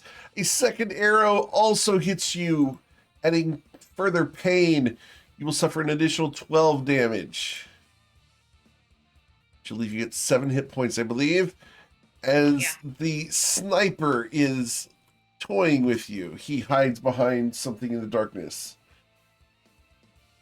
It's Lauren's turn. Lauren does not like the fact that this guy is right here threatening her friend Eowyn. Lauren takes her trident and attempts to impale this guy once again. And will miss. The Jesus. second strike with the trident will also miss. Twilight's Call. What would you like to do, Guy sir? was made of Teflon. Can't make anything Is stick? everybody conscious though, at least? No. Get down. Ayla is not. Ayla is unconscious at the moment. So I will step this direction using a bonus action. I will tell Ayla to live. Okay. Hey, Ayla, you look. recover 7 hit points. You are conscious but prone. Guys, I think it might be in our best interest to go out the cave and come back another time. Yes, I understand that I will suffer the forever I told you so from Covet, but that is something that I am willing to accept. At least temporarily. However, because my wife is bloodthirsty and wishes to take her anger out, I will not kill this thing here, but I will attack this thing here with 2 shots. All right. Cool. Actually, It's okay. Covet's going to miss both shots. Watch. Do I need to read between the lines? so In between the I'll wait lines, for her to yes. do the whole, Okay. Anything else, Alright, Twilight? 2 shots. 2 shots. All right. The first shot misses terribly as the arrow fails to hit, as you've been granted inspiration by Toads 54, also known as Sison. Appreciate it. All right. The second shot will hit for 25 damage. Could I use the inspiration on the first shot? If you choose to, yes. Alright, I was right back over there. Let me do that first. Uh-huh. Alright, so yeah. Redo the first shot. A 16 against that individual does hit. So, thanks to Toads, you will strike him for an additional 23 damage. Appreciate it. All right. And after those shots, I'll move back towards the entrance of the cave. So indicating for the rest of my party to follow me out. Okay. Cool. Covet Von Sin, what would you like to do? Bonus action, move your. Bonus action. I'm going to move my empowered hex to here. Oh, like you're getting coaching from someone or something? No, I had already stated it. Yeah, I heard it. I heard it. No.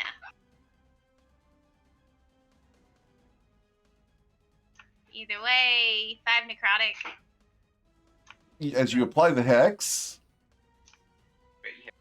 Oh, you have to hit in order to Yeah, trigger the that's damage. true. That's true. He has Alright. 9 hit points. You need to deal at least 4 damage with an Eldritch Blast in order to kill him.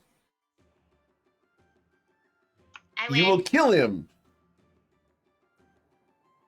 All right. About He time. dies, and he Gosh. is consumed by Covet Von Sin as the Warlock absorbs the essence of this astral elf commander. And I will put that in chat. Oh,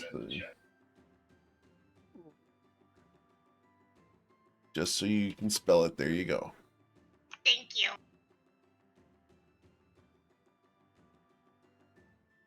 If you guys cannot see the webcam, her eyes are like, yes. All right. Anything Alright, else? so, she's gonna step down. Okay. Hi, friend. She's gonna step down a little bit more again. And then she's gonna use her second Eldritch Blast on this guy. Okay. And that one will Well. miss terribly. That's okay. She's just had a meal. She's really she's a little full. Has a little bit indigestion going on because of the clay golem thingy. And she's like, huh? Yep, I'm gonna step back, and I'm good. Be fair, wouldn't the clay golem act as an antacid? Just saying. Have you Yes. smelled or tasted that stuff? Oh my gosh! Ayla Taylor, you are conscious but laying on the ground. What would you like to do? Awen, you're next. Let's see. I'm going to do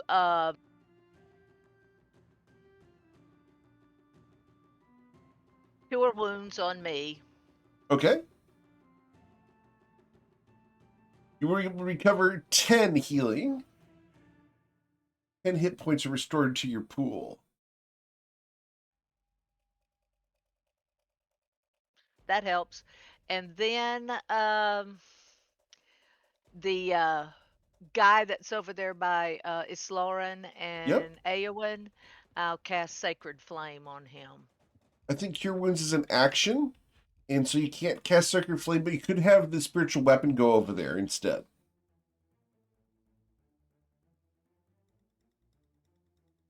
As long as I'm whacking him, Okay, I'm good. Let's get the spiritual weapon over there. Yeah. Unfortunately, you missed him. All right. Did you want to stand up and move? You can stand up for half of your movement and then move half. I will stand up, and I'm going to move up here just a little closer to Covet. Okay. You did fall unconscious, so the spirit guardians did break. So we'll get rid of that aura. All right. So. Thank you very much. Eowyn, what you doing?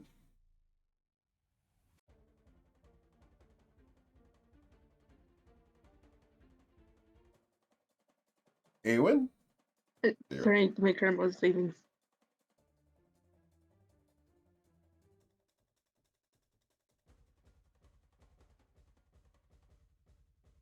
I think I'll just use the mace again to hit silently. Okay. Cool. The mace turns. As you heft the weight of the metal weapon, it sings through the air. Can you impact once again? Yes, you can, as you dealt 9 bludgeoning damage to this individual. Clerical powers are strong. Great. You go to Kiki El Nazir. Kiki's gonna fly directly on the other side of this guy, and he's gonna attack twice. Sure.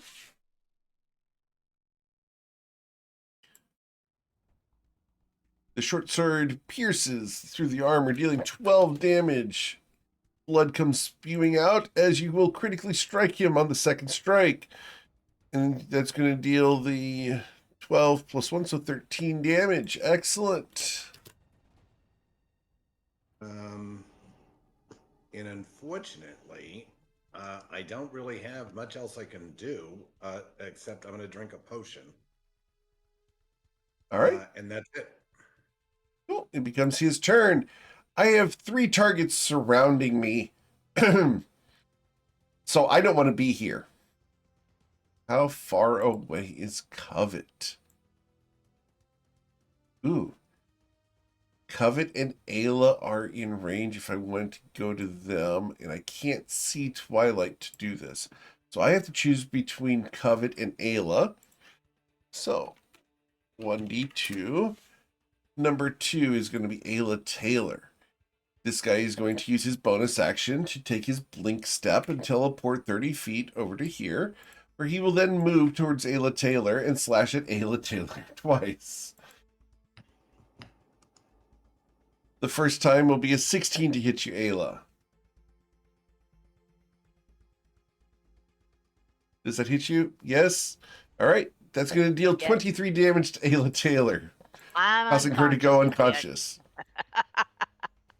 All right. As Ayla falls unconscious once again, I'm going to determine whether I'm going to take a death blow against Ayla or if I attack Covet. I'm going to attack Ayla. And with an 18, Ayla Taylor, you will suffer 2 failed death saves. Lauren, looks over and with a cry of distress looks at her inventory to see if she has any potions on her potion belt. And checking. She does have a potion on her potion belt. So we're going to have Islarian move 30 feet to there, and then a dash to here, where she will provide a potion of healing to Ayla Taylor. Ayla, we use a bonus action to heal you, and you will recover 9 hit points as Islarian consumes one of her potions of healing on you. All right. Yay. So you're no longer unconscious, but Islarian is unable to attack this turn. She will move out of the way to here to provide an opportunity for someone to get in there for flanking. We go to Twilight's call. What would you like to do, Twilight? I'm going to take 2 shots at this dude that's near Covet. Oh, I forgot to do my archer. I'm sorry. Before we do that, I need my archer to shoot. Archer in the darkness down here. Forgot to shoot. So I need to shoot at one. I could not have shot at Islarian, and Ayla's prone, so I would not shoot at her because that would be disadvantaged. So I'm either shooting at Twilight or at Covet. 2d2. All right, 1 shot each to Twilight and Covet. Does a 19 hit you, Covet? Because number 2 was first. Right, Covet, you're going to suffer 20 damage. It does, Good. and I'm down. All right. The second shot is against Twilight. Twilight, does a 20 hit you? Yes, it does. You'll suffer 21 damage. And I'm down. Islarian's like, oh no. All right, so she healed For some Ayla. odd reason, mine is not linking to the Refresh your screen. It girlfriend. shows fine on mine. Just Yeah, refresh. is. It should Doing fix. fine. All right, so Twilight. At the end of Islarian's turn, I need you to roll a death saving throw. That's 1 failure. Coven von Sin, I need you to roll a death saving throw.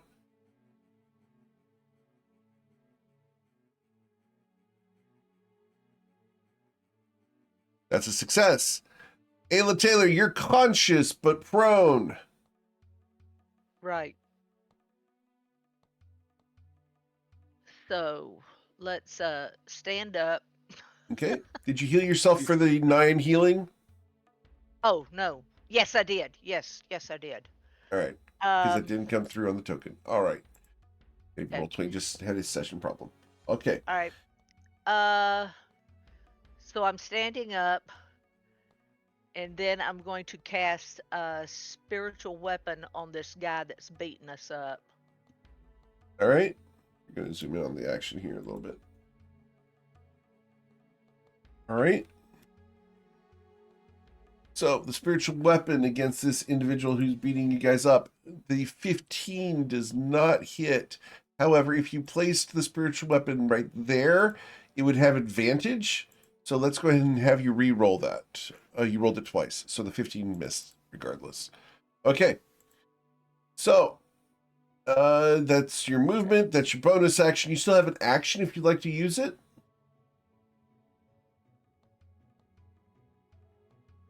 Did you want to cast Sacred Flame or something? Let's do Sacred Flame on that guy. Very well. Okay, so that's a dexterity saving throw for him. He got an 11. He will suffer 13 radiant damage. As pissed off Ayla casts spells and deals damage. He does not like being surrounded even by the unconscious people here, but he could kill someone next turn. We'll see. Eowyn, it's your turn. What would you like to do?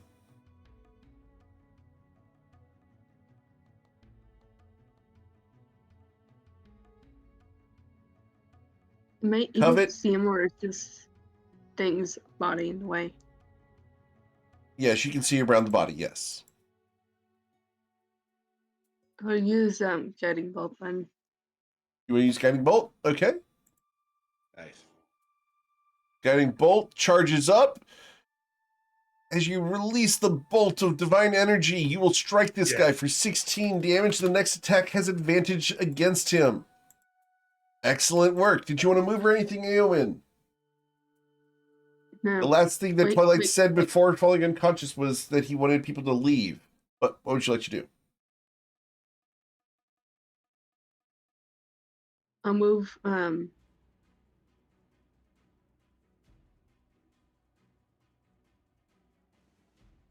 move right here. Awesome. Cool. All right. Unless you have a bonus action, we will be going to Kiki next.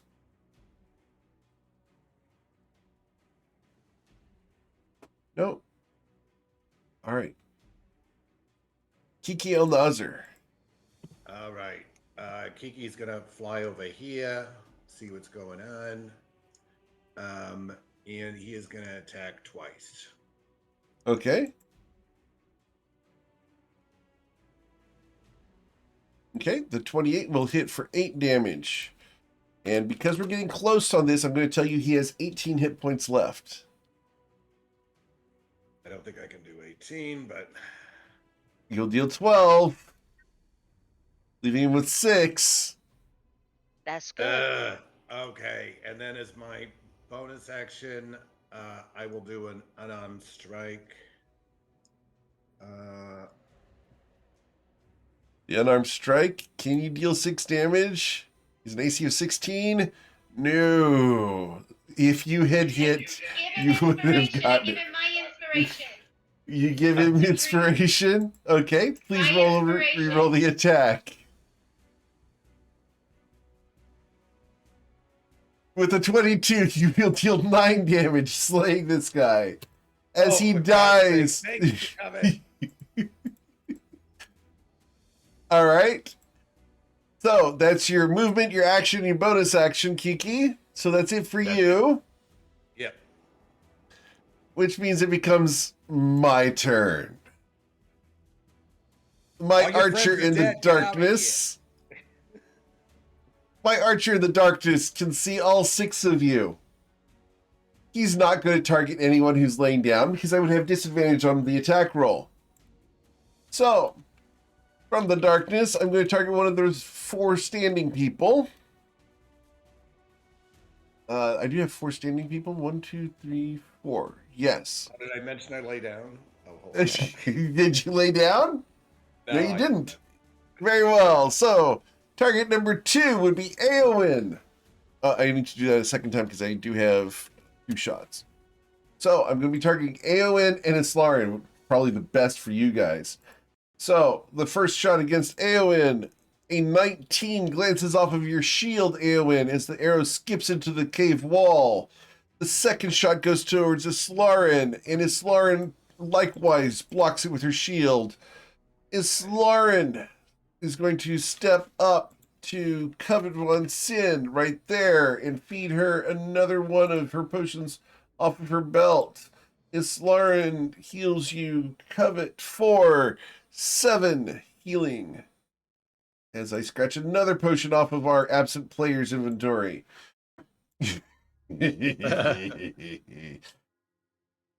Hi, Jordan. Whenever you get here. And Islarian's going to do the other thing by finishing her movement next to you, Twilight, and consuming her action to feed you a potion of healing. Healing you for 6. As that consumes Islarian's last potion of healing. While you're gone, Jordan. I get to use your inventory. Goodbye. That's it for Islarian. We go to Twilight's call. I stand up, it's like, ooh, that doesn't feel good at all. I think we grab what loot we can and we get out of here. Do we keep going? What do you think? No. We go out. So For those of you who can't see the webcam, Covet was doing one of these numbers where she's just laying back going, no. I'm So a much very fun. expressive person. I know. I am too. I just hide it with the beard. All right. I don't have a beard. So, I think we grab whatever's on the bodies that are here that may be of use, and then we exit the cave to come back at another time.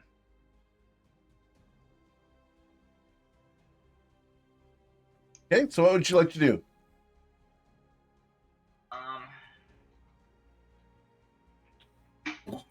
So I will come over here, grab whatever's on this body, and then I will exit with the team when it's our time to leave. All right. You grab what you can off of that individual. Great. And you're using your action to do that? Yes. All right. So, because you spent the 6 seconds doing that, from that individual, you can recover a silver longsword, a holy symbol that you do not recognize, and a book. And the book is basically a budget for this individual. It tracks how much they've recently gotten paid. Their coin purse contains 630 gold. This was a very well-paid individual.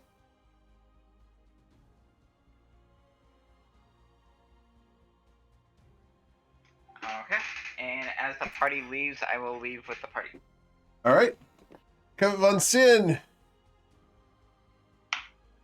I will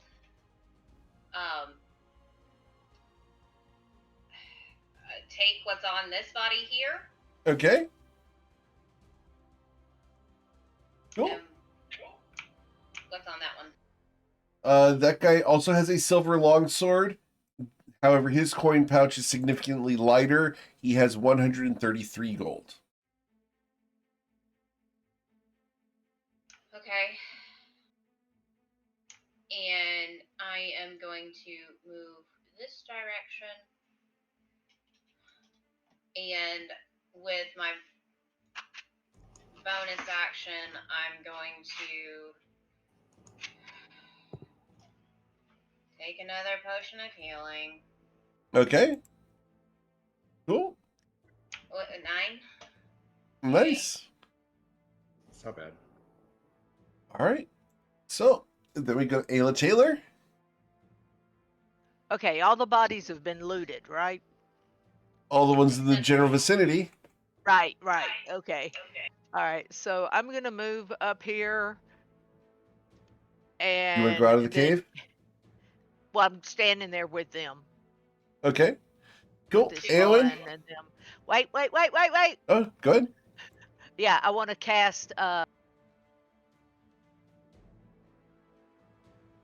Cure Wounds on myself. Okay. Curing your own wounds.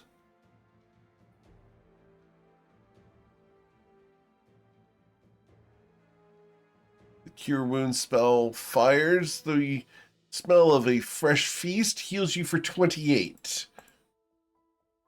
That's nice. Eowyn, as Ayla heals herself, get a waft of a wonderful Thanksgiving dinner.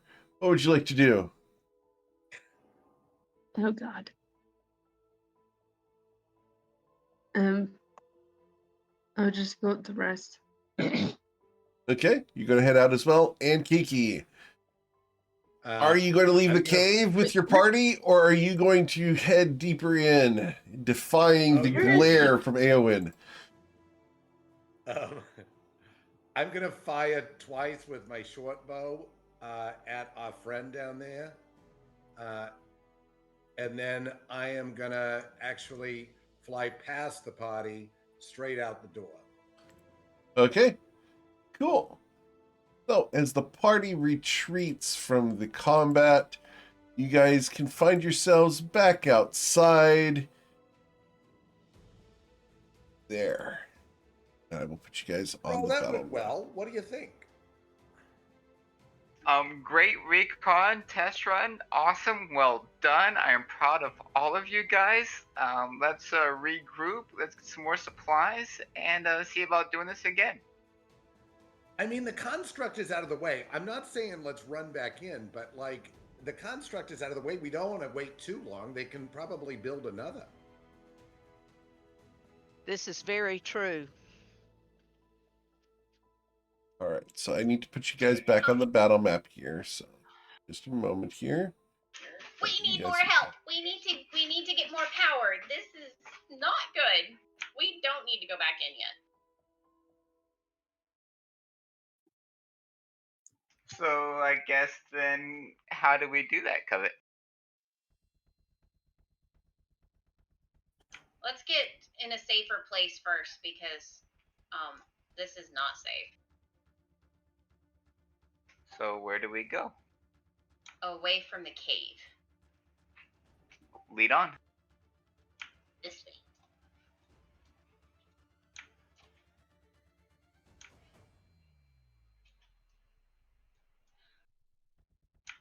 Might I suggest we go back to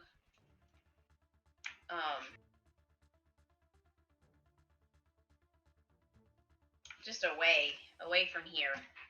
Just away. Okay. I want to be away from where Sageos could come back and eat us. Well, that exists in all of Toivoa, technically. $20 for someone to run back in there. You're gonna run back in there, Eowyn?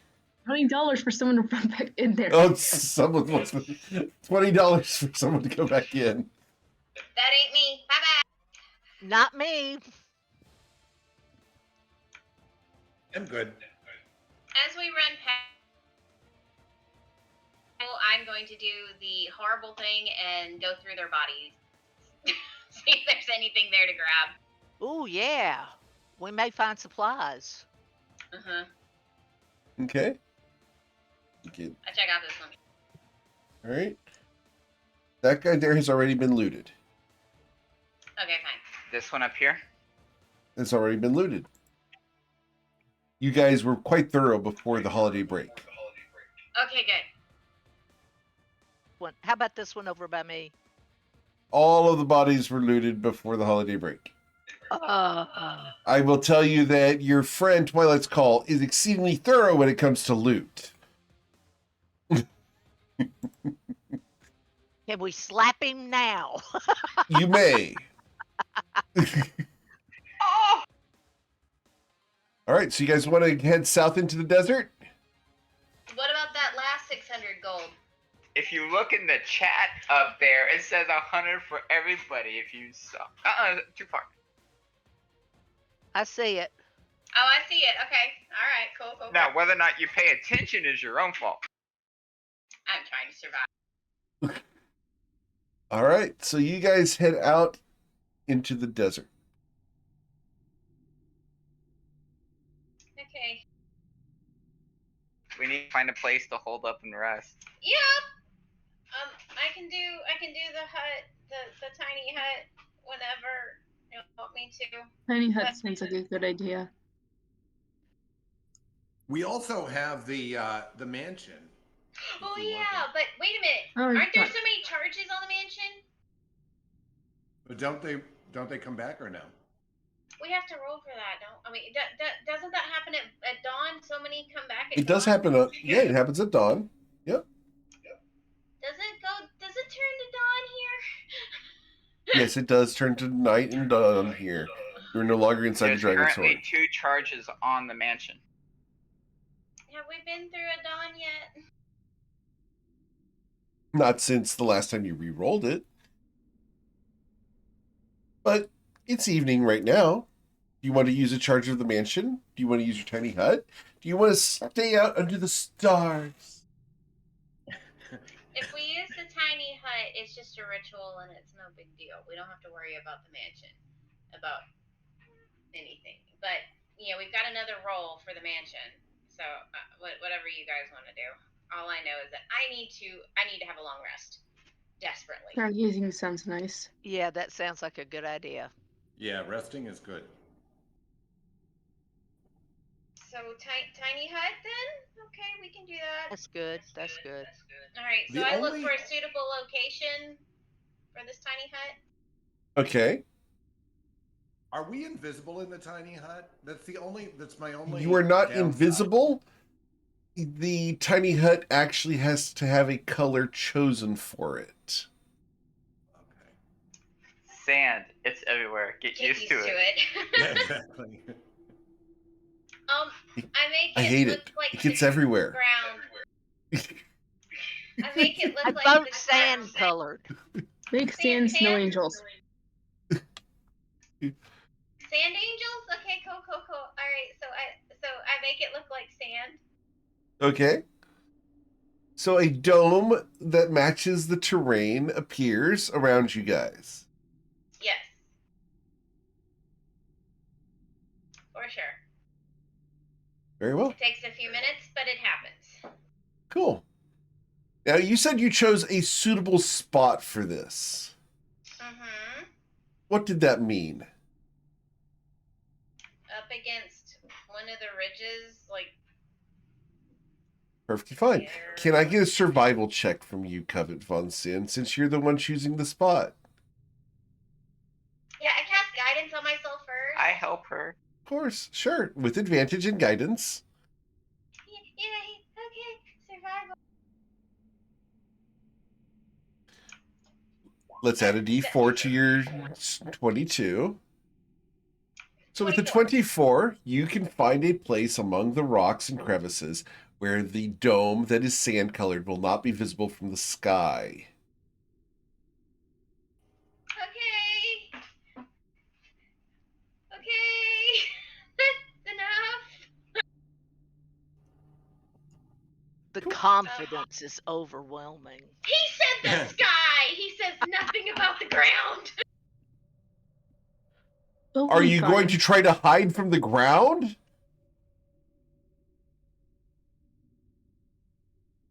You got to key up in order for me to understand what means.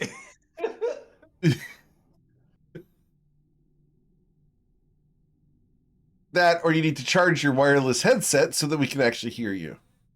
No, it's muted. Okay. So it's like, oh my god, it's like I don't want people on the ground to see us either. I want to be totally camouflaged at this point. Cool.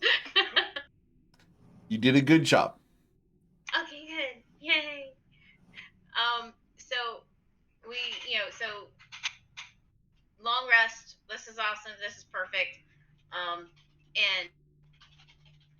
I can like do like my get rid of some essences while I'm doing this, right? Yes, you can. Okay, good, because that's what I want to do. Over the course of this next 8 hours, I'm going to put all the essences into the gem. Okay. Awesome. Cool. So the gem will get fully charged. Is it safe to lay on the ground, or is that still a roll? Yes, you guys became Australian wayfinders, and it is now safe to be on the ground. Yes. Okay.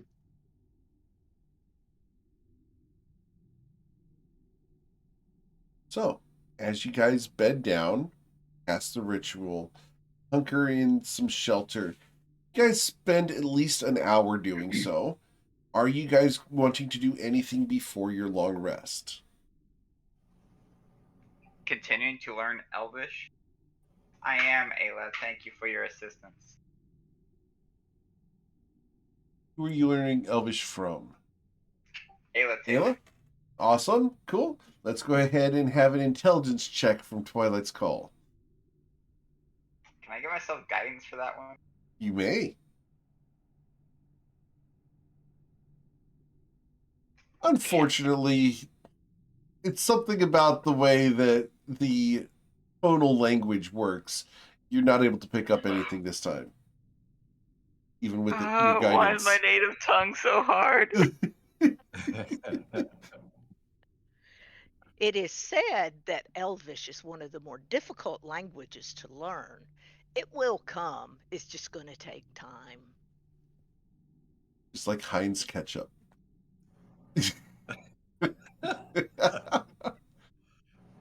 There's a deep cut.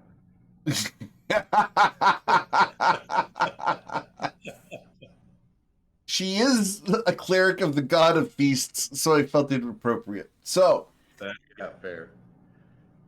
as you guys sit in this tiny hut, you can see outside perfectly fine, in spite of the camouflage nature of the outside of the hut. Approximately 3 hours after you guys set up the tiny hut, you hear and see a figure fly past in the sky towards the cave that you just left. He looks like this. Oh, Shiza. Yeah, I've seen him before. We're not going back to the cave, right? No, we are not going back to the cave now. We're going back to the cave? No. I'm Not going now. to keep your mouth shut. As the dragon leisurely and casually flies back towards the cave, you can see that Fly he is doing casually. so, he is doing so in a serpentine fashion as he tries to search the area for the people who he was warned about. I'm going to roll a perception check. I need to beat a DC 24 because that's what you rolled for your survival. Oh, God. So, my perception check has a +8 on this. So 1d20 plus 8. So, I just lovely hit enter. 15 is significantly lower than a 24. And so you are unspotted as he flies past. You guys have avoided Sageos. Oh, well, even if we are spotted, we could just sacrifice Twilight. What?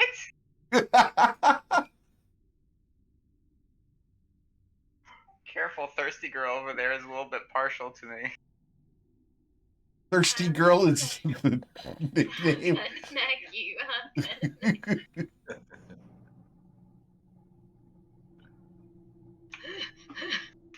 Covet is over here hyperventilating just a little bit.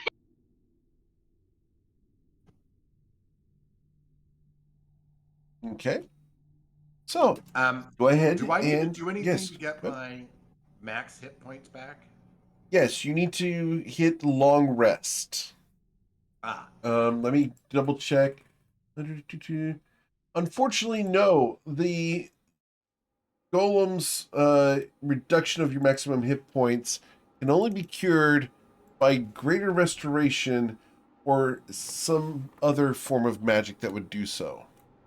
I think this was the sword. I think mine was the sword, not the golem. Yours was a sword, then yours is fine after the long rest. Oh, whoa, wait. Oh, I so did not do Scythe and Life correctly. Okay. Yeah, I realized that during the fight. It's for future reference. Okay. Because if I kill a character, not only do I, Yeah. not only do I, You should have gotten some hit points back. but I get hit points back too. Oh well. I'm alive now, but future reference. Yeah. Remember to tap into that next time. Yeah. Gotta savor your food. Yeah, and then you won't be unconscious like me and Twilight. I was unconscious. Not if you'd been doing it right. I know.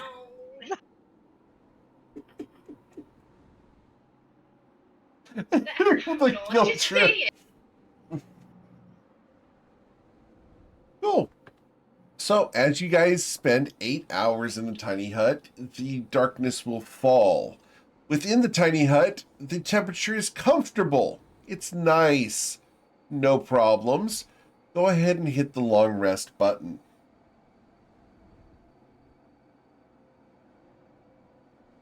And go ahead and confirm that so you regain your hit points, your spell slots, and everything else. After all, what's the worst that could happen? Don't ask that question. I'm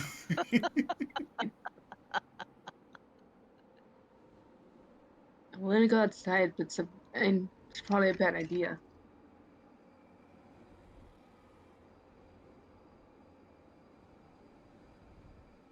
All right. Oh. You guys want to do anything in the middle of the night? As 8 hours after when you arrived would be 3 a.m. We need more supplies.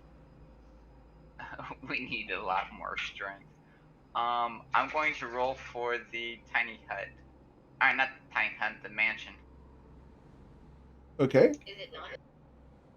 So Not I yet. can do the D2. Not At yet? dawn, you can, but I'm asking if there's anything you guys want to do between 3 a.m. and dawn. Yes. Really? Um, In tight spaces. go to sleep, Twilight.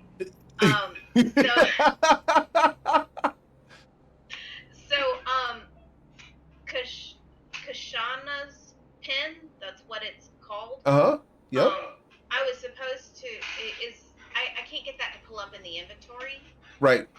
Because I have to customize it based off of what you've done. Oh, okay. Cool. Yeah, this wasn't just, oh, do it and it's unlocked. No, it's do it and it's unlocked. There's certain, you got a choice of what you gave it. Oh, alright, well, that's... Yeah, so I have to custom build the item for you. And so you will see on the to-do list, because you're my administrative assistant, that I will be adding that to my to-do list. Ooh, this is gonna be fun. Uh-huh. Oh, yeah. Oh, this is gonna be fun. Okay. Now you understand a bit more about this, yes. I do. What? Cool. All right. This is gonna be So, you guys get the long rest. Next morning dawns. Would you like to roll for your mansion, sir? Yes. It's a D2. You gained a charge. Sweet. It's up to 3 now. Awesome.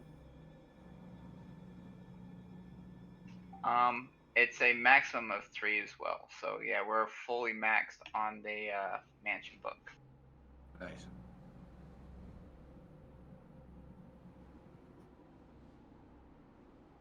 All right. So, as the tiny hut fades, gets to be a little cool. It'll take a little while for the sun to heat up the area around you. What would you like to do? So, because we're kind of, I don't want to say lost, because we're not lost, but we kind of need some guidance, direction, way that we can go about doing business. And because I've seen the extreme frustration from my lovely wife, I'm actually going to use Legend Lord on Sigeos on whether or not we can, how we can go about defeating him or getting some additional. All right. So, you're going to use Legend Lore on Sigeos. Interesting.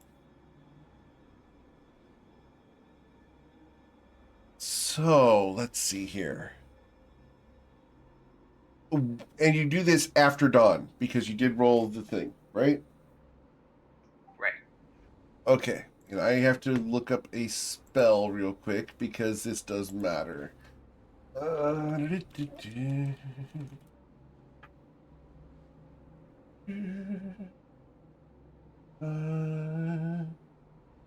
Awesome. As you cast Legend Lore on Sigeos, nothing happens.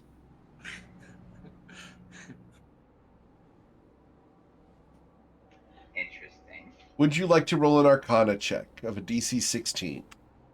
Sure, why not? And I don't think guidance is going to help with that. So. It could if you rolled the 4.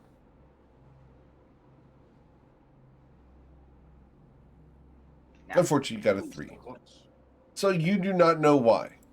However, if you communicate this to the rest of your friends, considering you put your head on the ground to do this legend lore, would anyone else like to determine why this didn't work? I don't really know the magic. Guidance on myself. I don't know the magic either, but I would be willing to try to find out why it didn't work. 23. There you go. That's 27. Oh, nice. Wow. All right, so with the 27, I get to send this to Miss Von Sin.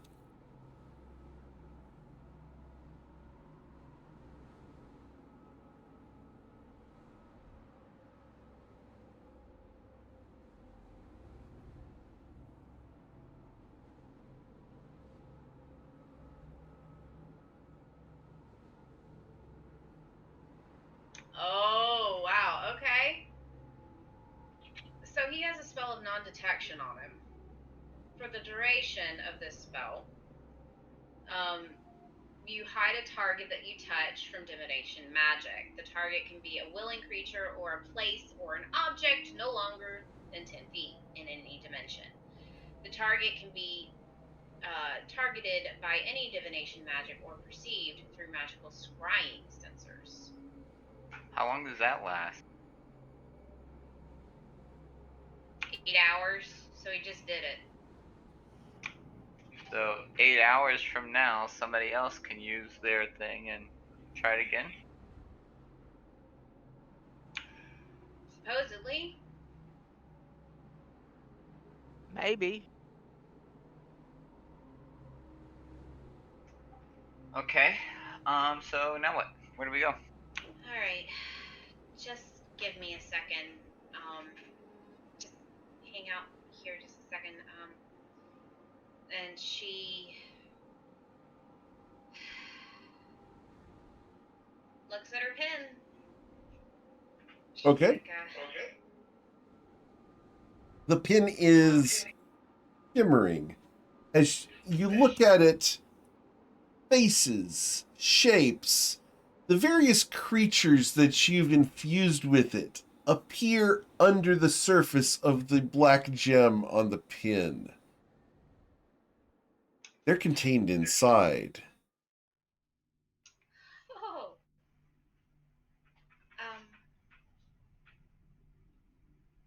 You feel that this is an artifact that it's going to be granting you significant powers very soon. You said granting significant powers. What? Then Very my soon. internet. Okay. So,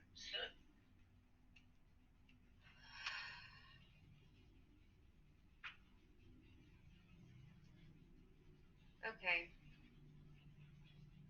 So she's just like, she just kind of says, "All right, Kashana, where are you?" And Ooh. no, wait. This is more of her saying it to herself. Did she vocalize it? No, in her head. Okay. She's thinking, okay. She's thinking, she thinks, where are you? And she thinks, okay,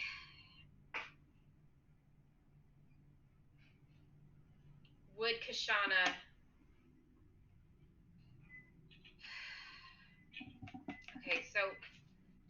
Okay, so going back to our history, the gods that Kashana's missing, he is not her, what is it, Shalom? Is that how you pronounce it? Shalom? Mm-hmm. Where's the Great Lighthouse? Ooh.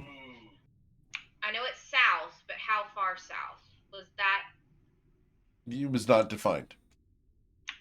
All right, so she... If only we had a capability that would allow us to wayfind where the Great Lighthouse is. Yeah, so Before you open it, yeah. So she's gonna put her head down on the ground and see if she can find the Grand Lighthouse. All right, so we're going to pull up the lovely map. So, I'm going to zoom in a little bit here for you guys. And if you guys notice, there's a couple new things on the map from the last time I showed this map to you guys. So, you guys are actually right here at the head of this river. As you search for the Great Lighthouse, you find it way off in the distance.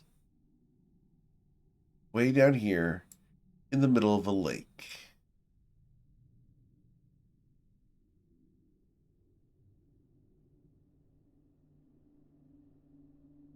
How many days journey would I estimate that to be? Day's journey from where you're at? Between 7 and 10.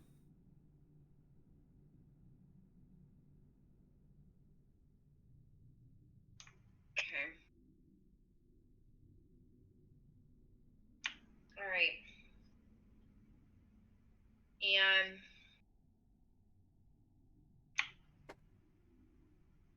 all right, so she gets up off the ground. Well, before she gets up off the ground and she sees the lighthouse, does she see anything around it that could be treacherous in the waters, in the lake, or anything along the path? Ooh, let's see.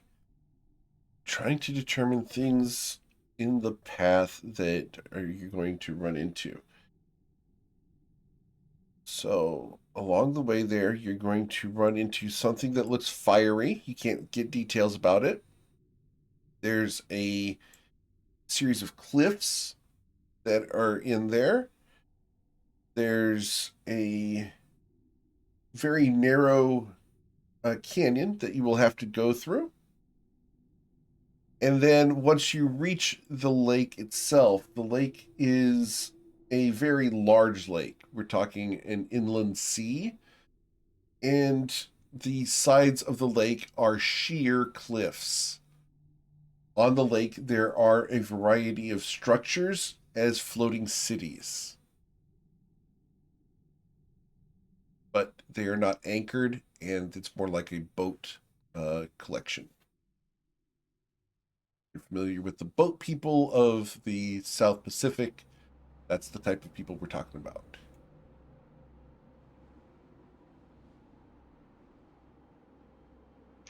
All right. Okay, so seeing that, she gets up and she goes back to the group and she's like, okay, so we have options. We were told that Jati Khan, that by him, that we could possibly get more boons from the other gods. We have Shilon, who is his sister, and remember, he hasn't heard from her in years, and the last place he saw her was the Great Lighthouse to the south. And that's 7 to 10 days travel. And along the way, there's a fiery something, there's sheer cliffs, a narrow canyon that we're gonna have to go through, and the lake is more of like where this lighthouse is. It's more of like an inland sea, and it's smack dab in the middle. And there's sheer cliffs that lead to the lake, and then there's floating cities over it, and they're not anchored. So I don't know what deals with that. But we could go that way and try to see if we can find her and get her blessing. Or we can do the other route, which is just as perilous, and talk to Kashana. She lies with she's with the Knolls. She lusts for life, and knowledge contains life, and so generally there's a life for knowledge for each question. Could I possibly give her the essences that I absorb? I don't know. I don't know if she'll accept it. But those are our options right now.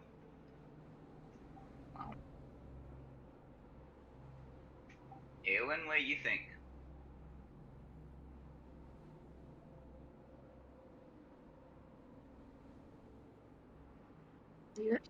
Are you asking me? I Yep. am. I don't really know. I'll just go wherever you guys go. You're not partial to one or the other? I'm lost.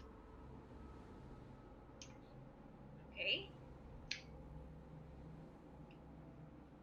Kiki, Ayla, Twilight, Islaren, what do y'all think?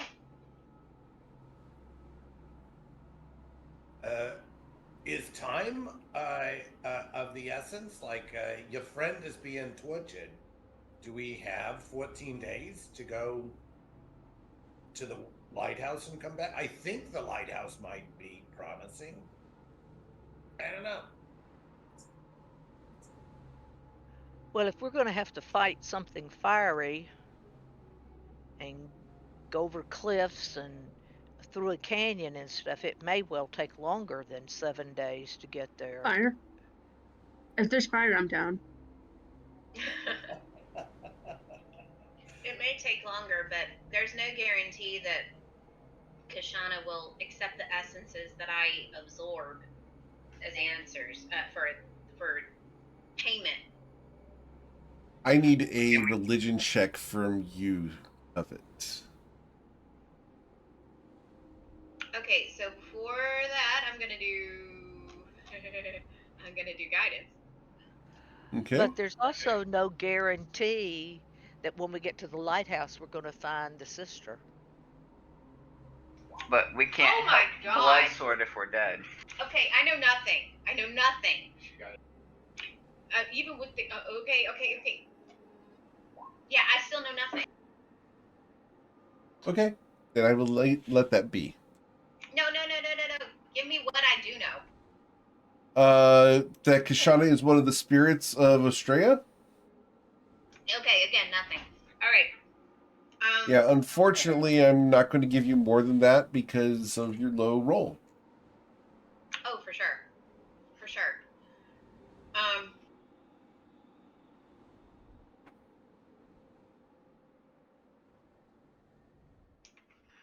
At that point, I mean, she. At that point, she is like, she's like, what do you guys want to do? I mean, I have one more shot of possibly asking questions, but I don't know if it's gonna work. Well, I think we go to the lighthouse and we see what happens from there.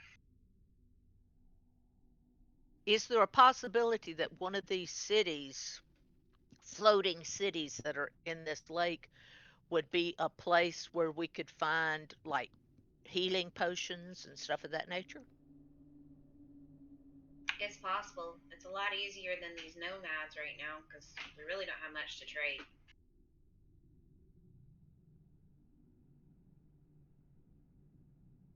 Then I say let's go for the lighthouse.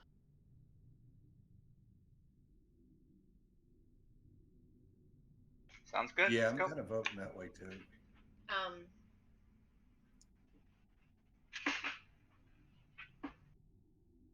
Yeah.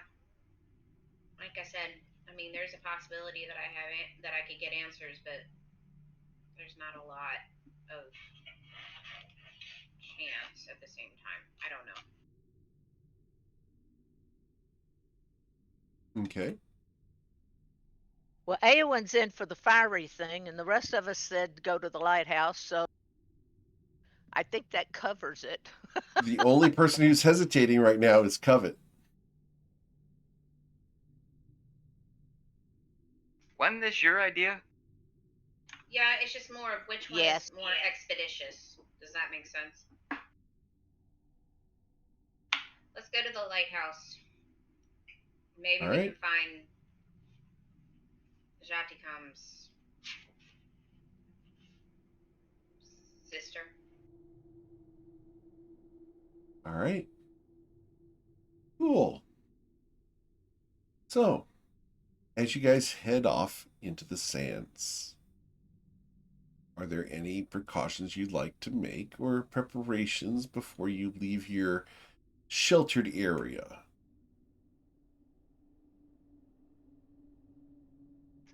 Move some potions from my backpack to my potion belt. Okay. I will tell you that Islarin is going to ask for any spares as well. Because I have played with that player for over 3.5 years now. If Islarin is not prepared, I will be given a reaming next week. I will give Islarin my last potion of healing out of my backpack. So, she will have 1 potion of healing. Excellent. I will give her one of my potions of healing off of my slot, off of my bag. Okay, Belt. she has 2 potions of healing. I have only one. I have only one, so I'm going to hang on to it. I have none left, so I have none to give. I give Kiki one of mine as well. Okay. Oh, thank you so much. Leaves me with 3. Also, to correct from before, I went back to look at the log. It was the golem that hit me. So I think I have a permanent reduction to my Yep. hit points. That's unfortunate. Yeah. Only had a cleric that had greater restoration. Soon. Can't they do it every sunrise? They can change their spells, yeah. Every sunrise. Clerics. Was that a hint to the 2 clerics in the party? Yes, we have 2 clerics that can change their spells every sunrise.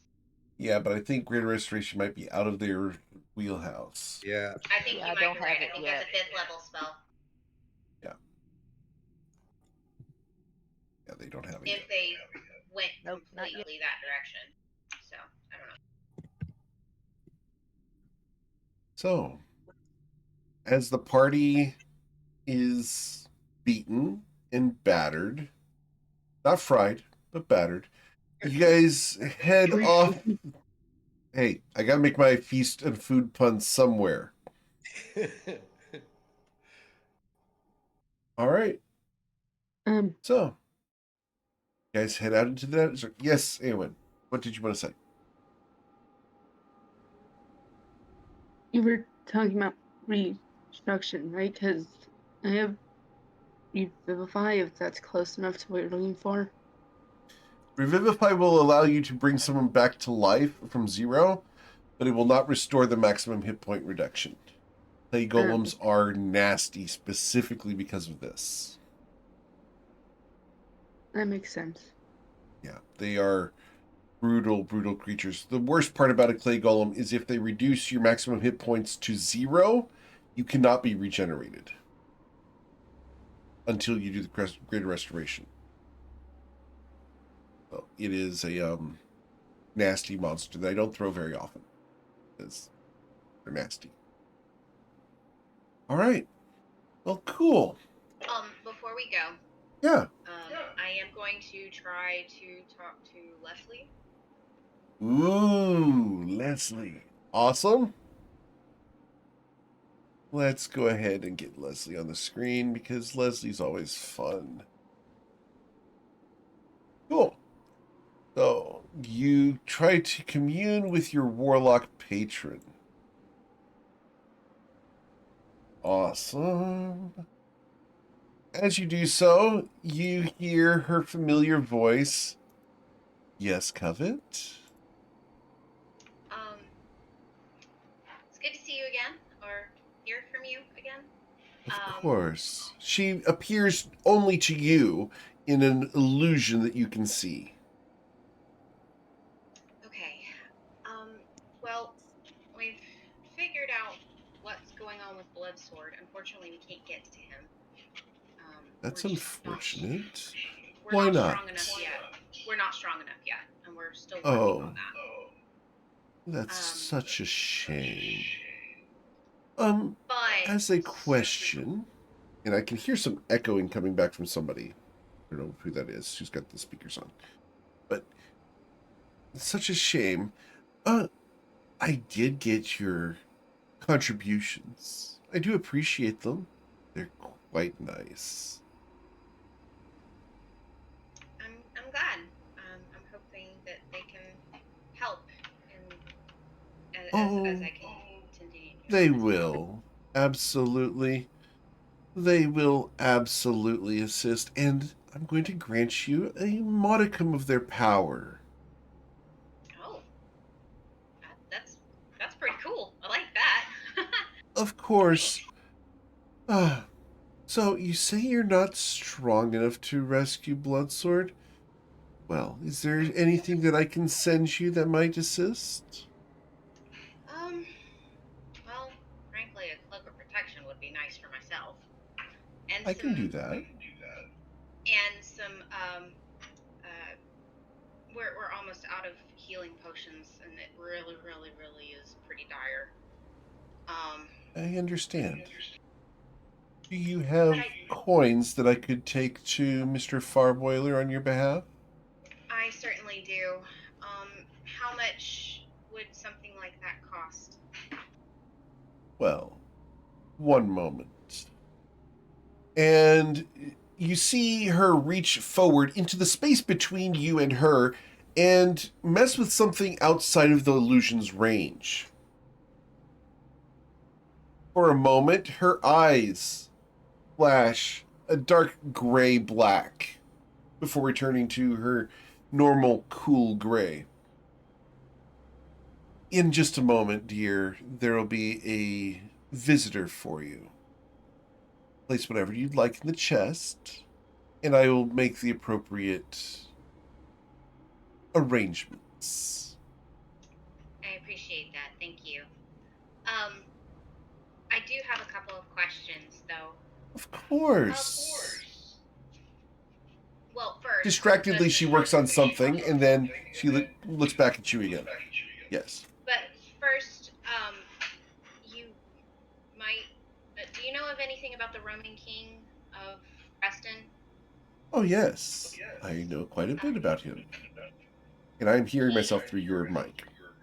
Through my mic? Okay, I'm gonna shoot. Hold on. Let me fix that.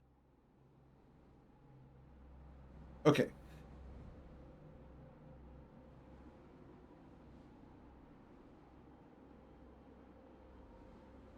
So, the roaming king.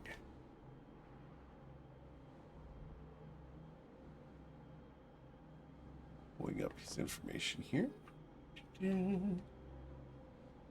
Whoop. I have to pull up my reference. I'm trying to get go. this thing fixed, but I don't know why it's not fixing like it should. All good. Cool. So, the roaming king, Veer Sadi. I will put that name in chat for you there. Is the monarch of Reston. He's a good man, well respected, and generally congenial to those who do not threaten the sanctity and people of Reston itself. He is fairly common looking. If you were to see him, you would have a hard time guessing that he is the monarch of a vast, profitable country. He dresses in traveling clothes with a little satchel at his side, has a ready smile, but when confronted, will pose questions as to determine the individual's worthiness in thought. He's highly intelligent and makes a good ruler. He's currently on walkabout across Reston, as he views it as his way of understanding his country. Rather than sit on a throne and wait for supplicants to come to him, he visits the various locations in order to see the needs that arise before they become a large issue. He has granted the power of his kingship to several magistrates across the entirety of Reston and checks in on them from time to time. He has the ability to veto a magistrate's judgment, and if he does so, the only way to circumvent that is with the act of his council members. Should the veto and the council members both back up the contradiction of the magistrate's ruling, the magistrate is instantly put to death.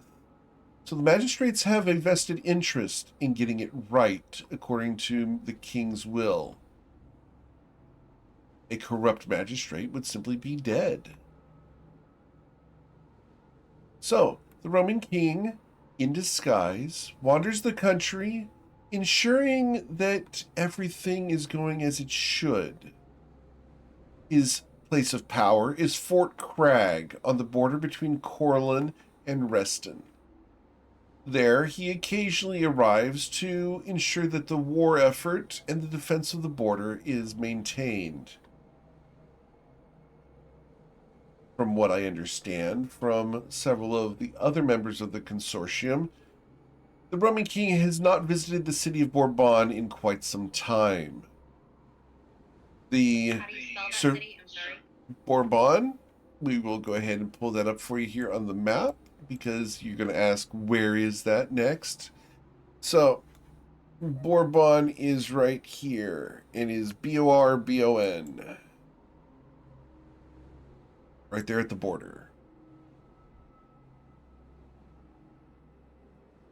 And I'll put that in chat for those who do not catch my spelling. The patron's name is, I'm being asked in the Twitch chat, the patron's name is Leslie.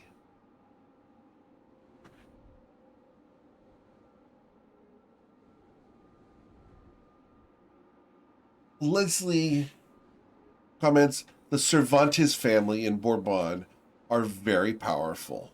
They rival the army of Reston, but use the political structure as it is for their benefit. They provide tribute, weapons, and powerful magics to the country. In exchange, the Roman king realizes that there would be a difficult battle to fight in order to purge Bourbon of the corrupt aberration and abomination that is Leandro Cervantes. We have someone currently visiting Bourbon to do some reconnaissance. We hope that they will return with some knowledge soon.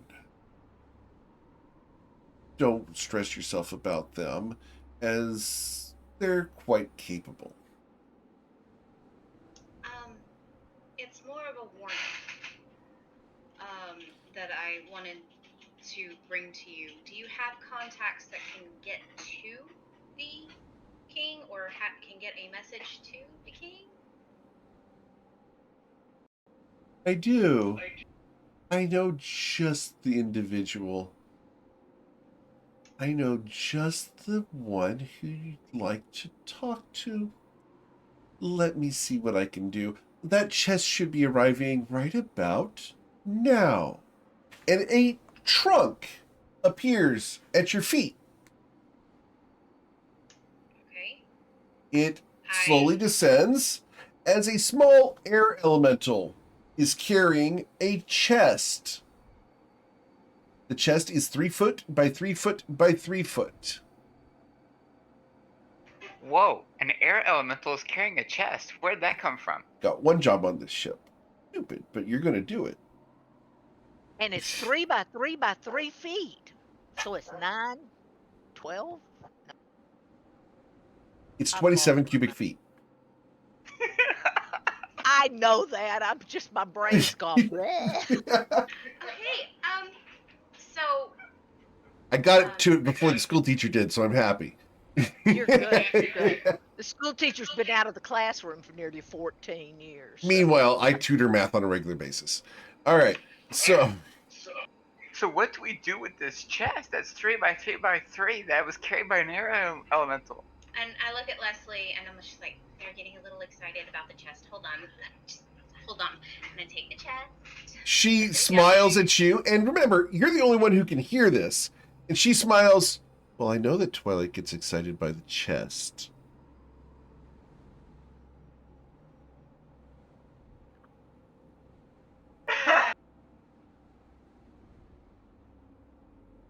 Okay, fair enough. Fair enough. So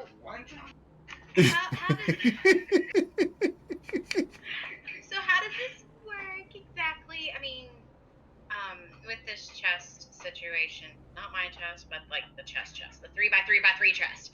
Oh, well, I was going to discuss undergarments, but as far as the container that I have sent you, it is called Galder's Speedy Courier. It's a spell that I have learned from one of the other consortium members by the name of Dunks, an Harengon of questionable habits.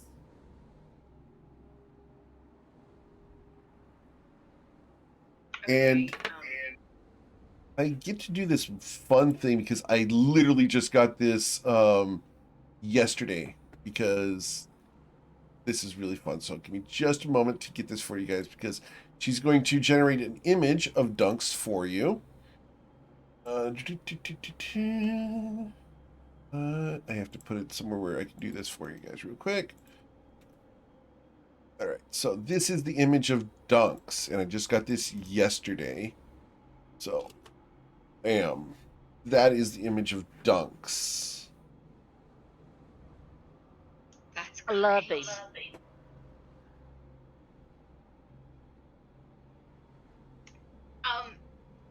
Very reminiscent of Beatrix Potter. Right. If More Beatrix like the Potter old Bugs was, Bunny. if Beatrix Potter had a drugged out 50-year-old drunk. Yeah, yes. but I mean like the style of. Yeah, He looks more like the old Bugs Bunny. indeed. This is done by an artist who I'm looking to work with more. I can't endorse them yet, but I would like to. So we will be trying. That's really cool looking. I'm not gonna lie, that's really cool looking. It is. It is. So, okay, so just trying to keep things forward. I have I have a warning for the king. Yes. Sagaeos is trying to find him and give him frenzy. Ah, well, that would be most distasteful. Let's prevent that from happening. Trying to. Yes. As far as the chest and how it functions, Galder's Speedy Courier, and I'm just going to display the spell card for you guys here. When you cast the spell, you summon a small air elemental to a spot within range, which is 10 feet. The air elemental is formless and nearly transparent, immune to all damage, and cannot interact with other creatures or objects. It carries an open, empty chest whose interior dimensions are 3 feet on each side. While the spell lasts, you can deposit as many items inside the chest as will fit. You can then name a living creature you have met and seen at least once before, or any creature for which you possess a body part, lock of hair, clipping from a nail, or similar portion of the creature's body. As soon as the lid of the chest is closed, the elemental and the chest disappear and then reappear adjacent to the target creature. Target creature is on another plane, or it is proofed against magical detection or location. The contents of the chest reappear on the ground at your feet. Target creature is made aware of the chest contents before it chooses whether or not to open it. Your chest is currently empty, and knows how much of the spell's duration remains in which it can retrieve them. No other creature can open the chest or retrieve its contents. When the spell expires or when the contents of the chest have been removed, the elemental and the chest disappear. The elemental also disappears if the target creature orders it to return the items to you. When the elemental disappears, any items not taken from the chest reappear on the ground at your feet. So, I've sent you the chest. It's currently containing air. You can feel free to return the chest full of air to me, along with anything else you'd like to send back. Okay, so how much would we need for the cloak of protection for myself and I'll provide the cloak of protection just because of the gifts that you've given me. thank you very much. Of course, darling. After all, when I have supplicants and pact bearers, I want to make sure that they're taken care of. She looks at the rest of the group.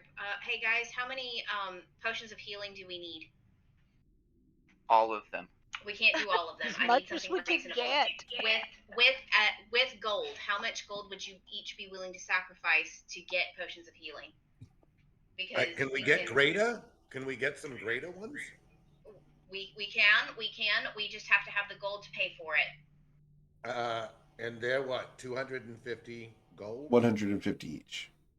150 each. Yes. For greater? Yes. However, you guys have 5 minutes left before the chest disappears. Okay. I mean, Okay. All right. So I'll I take would give five. 600 gold for was that 4? 4 potions of greater healing? Yeah. Okay. I'll buy 5. Okay. I'll buy 10. How much gold she got? Okay. I will buy 5 of the greater healing, and how much are the regular healing? 50 gold each is what the Farboiler charges. I'll take 4 of those. Of course. 700? No, 800 gold from me. 15 for me.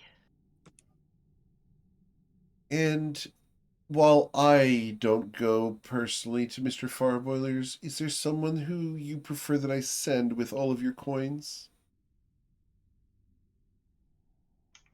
Is River there? Can she send that? River Spell Song? Yes, I can have River Spell Song do that.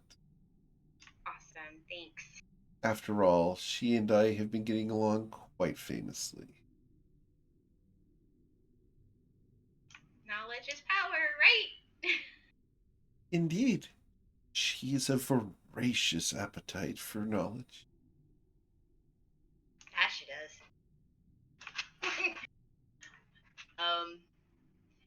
Okay, anybody else need to add anything? What about Islarin? What about you? Islarin, I am not going to do any expensing on Islarin's part while he's gone.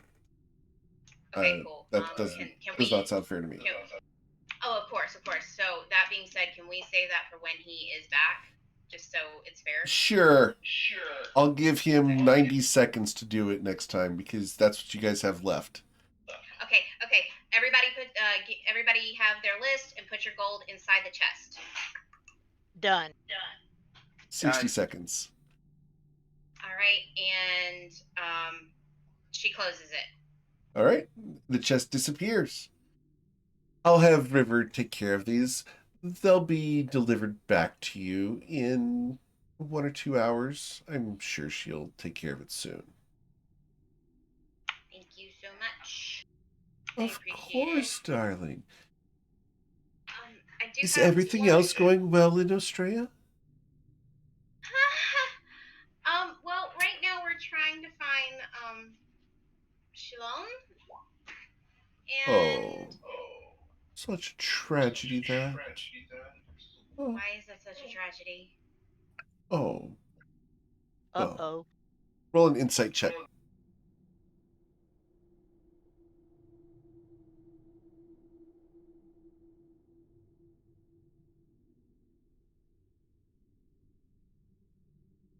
She sees you cast guidance, and so she will also be casting guidance at the same time.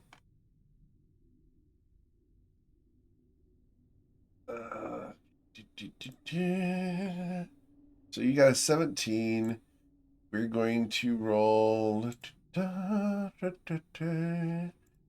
You have no idea. Holy shit! Does anybody have an inspiration? You're not going to cut her 30 down. Sorry. No. Okay. All right. Fine. Okay. Well. Okay. So what can she give me about Oh, that? well, it's such a terrible shame that she's gone. Like, I'm is sure she that dead? the land of Australia would be thriving without her, or with her presence. After all, she's the one responsible for all flowing things. Have you seen many rivers? Have you noticed that there's not a lot of rain? Yeah. We crossed a river to get to a destination. Yes. A river full of crocodiles. Yeah, it was a river full of crocodiles. Ah. So it would sound like Sagaeos is gaining power over some of the spirits, at least some of their aspects. That's slightly concerning. If Sagaeos is able to generate rivers, then you might want to be very concerned. I'm sorry, we lost internet for a second. You said what was If just before you if mentioned Sagaeos can generate rivers, you might want to be very concerned that he is gaining the powers of the Australian spirits. and how would that how is he getting those powers? I'm afraid, Covet, this is information I don't know. However, I would love for you to find out for me. Yay! Of course, sure. All right. After all, That as you said, knowledge is power. for sure. One I'd more love to question. share that power with you. Of course. So what do you know about Kashana? Is she alive?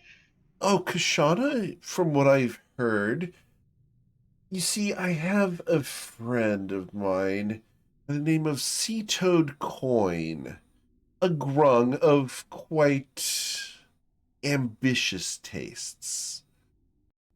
His entrepreneurial spirit causes him to go far and wide, and he relishes the opportunity to speak with Kashana at every chance. Kashana is alive and well, and has even been spotted in the Fey realms. I believe that has been allowed to happen due to a rift between the Fey realms and the material planes.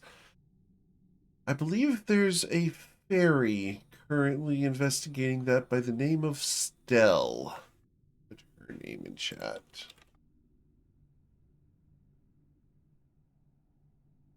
Stell is a product of this rift as she fell through into the material plane. They just recently left for the city of Malaja Rock, down in Utherg. Of course, I don't think that Stell's personally responsible for any of this, but you never know. After all, fairies can be quite tricksy. The sea toad coin. You said he talks to Kashana quite often. Yes. I know he's talked to her at least twice, perhaps thrice. And has somebody died or to get information? I believe that would be best asked of him. That information is rather private, and he didn't disclose it to me. But from what I know of Kashana, Kashana consumes life whole. So not an essence in general. Oh no. She requires far more.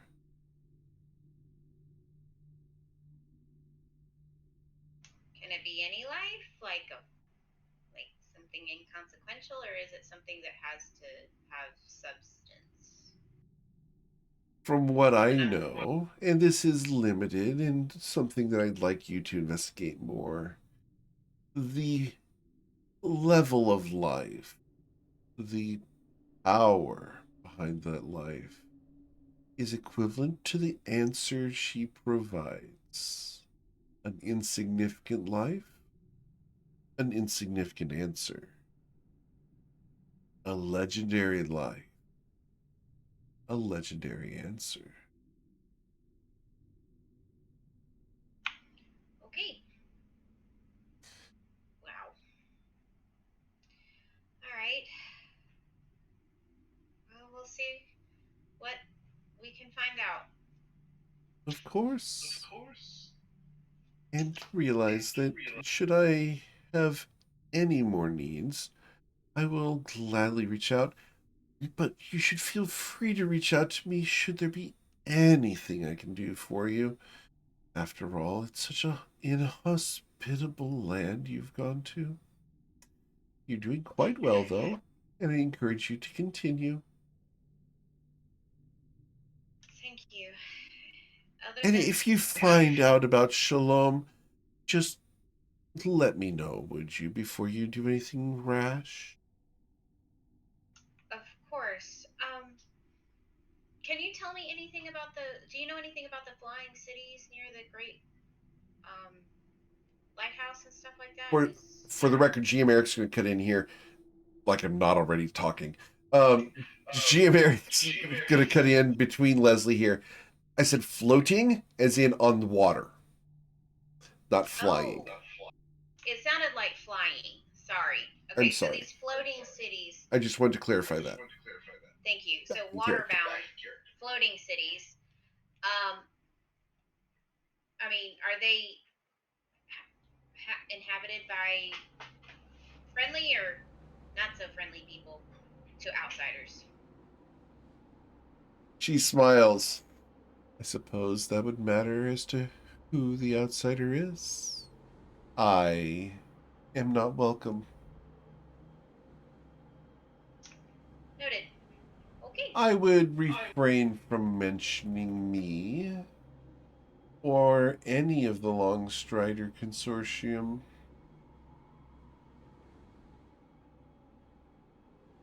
As we have history.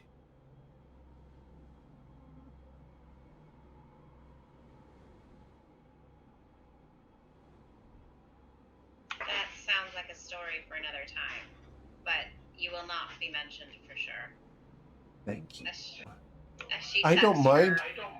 I don't mind if you mention me. It doesn't harm me at all. But for your safety, Covet, and that of your husband, and your friends, the cleric, and the other cleric, I would avoid mentioning my name. After all, my name gets around. I get blamed for a wide variety of things that may or may not be legitimate. She smiles and says, understood. Have a wonderful time. I'll have River deliver the potions to you in a couple of hours. Thank you so much. I appreciate it, Leslie. Of course you do. Take care, dear. And give a kiss to your husband for me. Sure. Good night. Of course. And the vision fades. Cabot walks over and gives Twilight a kiss. Missed you too, but we were just laying down there not a few minutes ago. I know. That being said, so we should get the chest back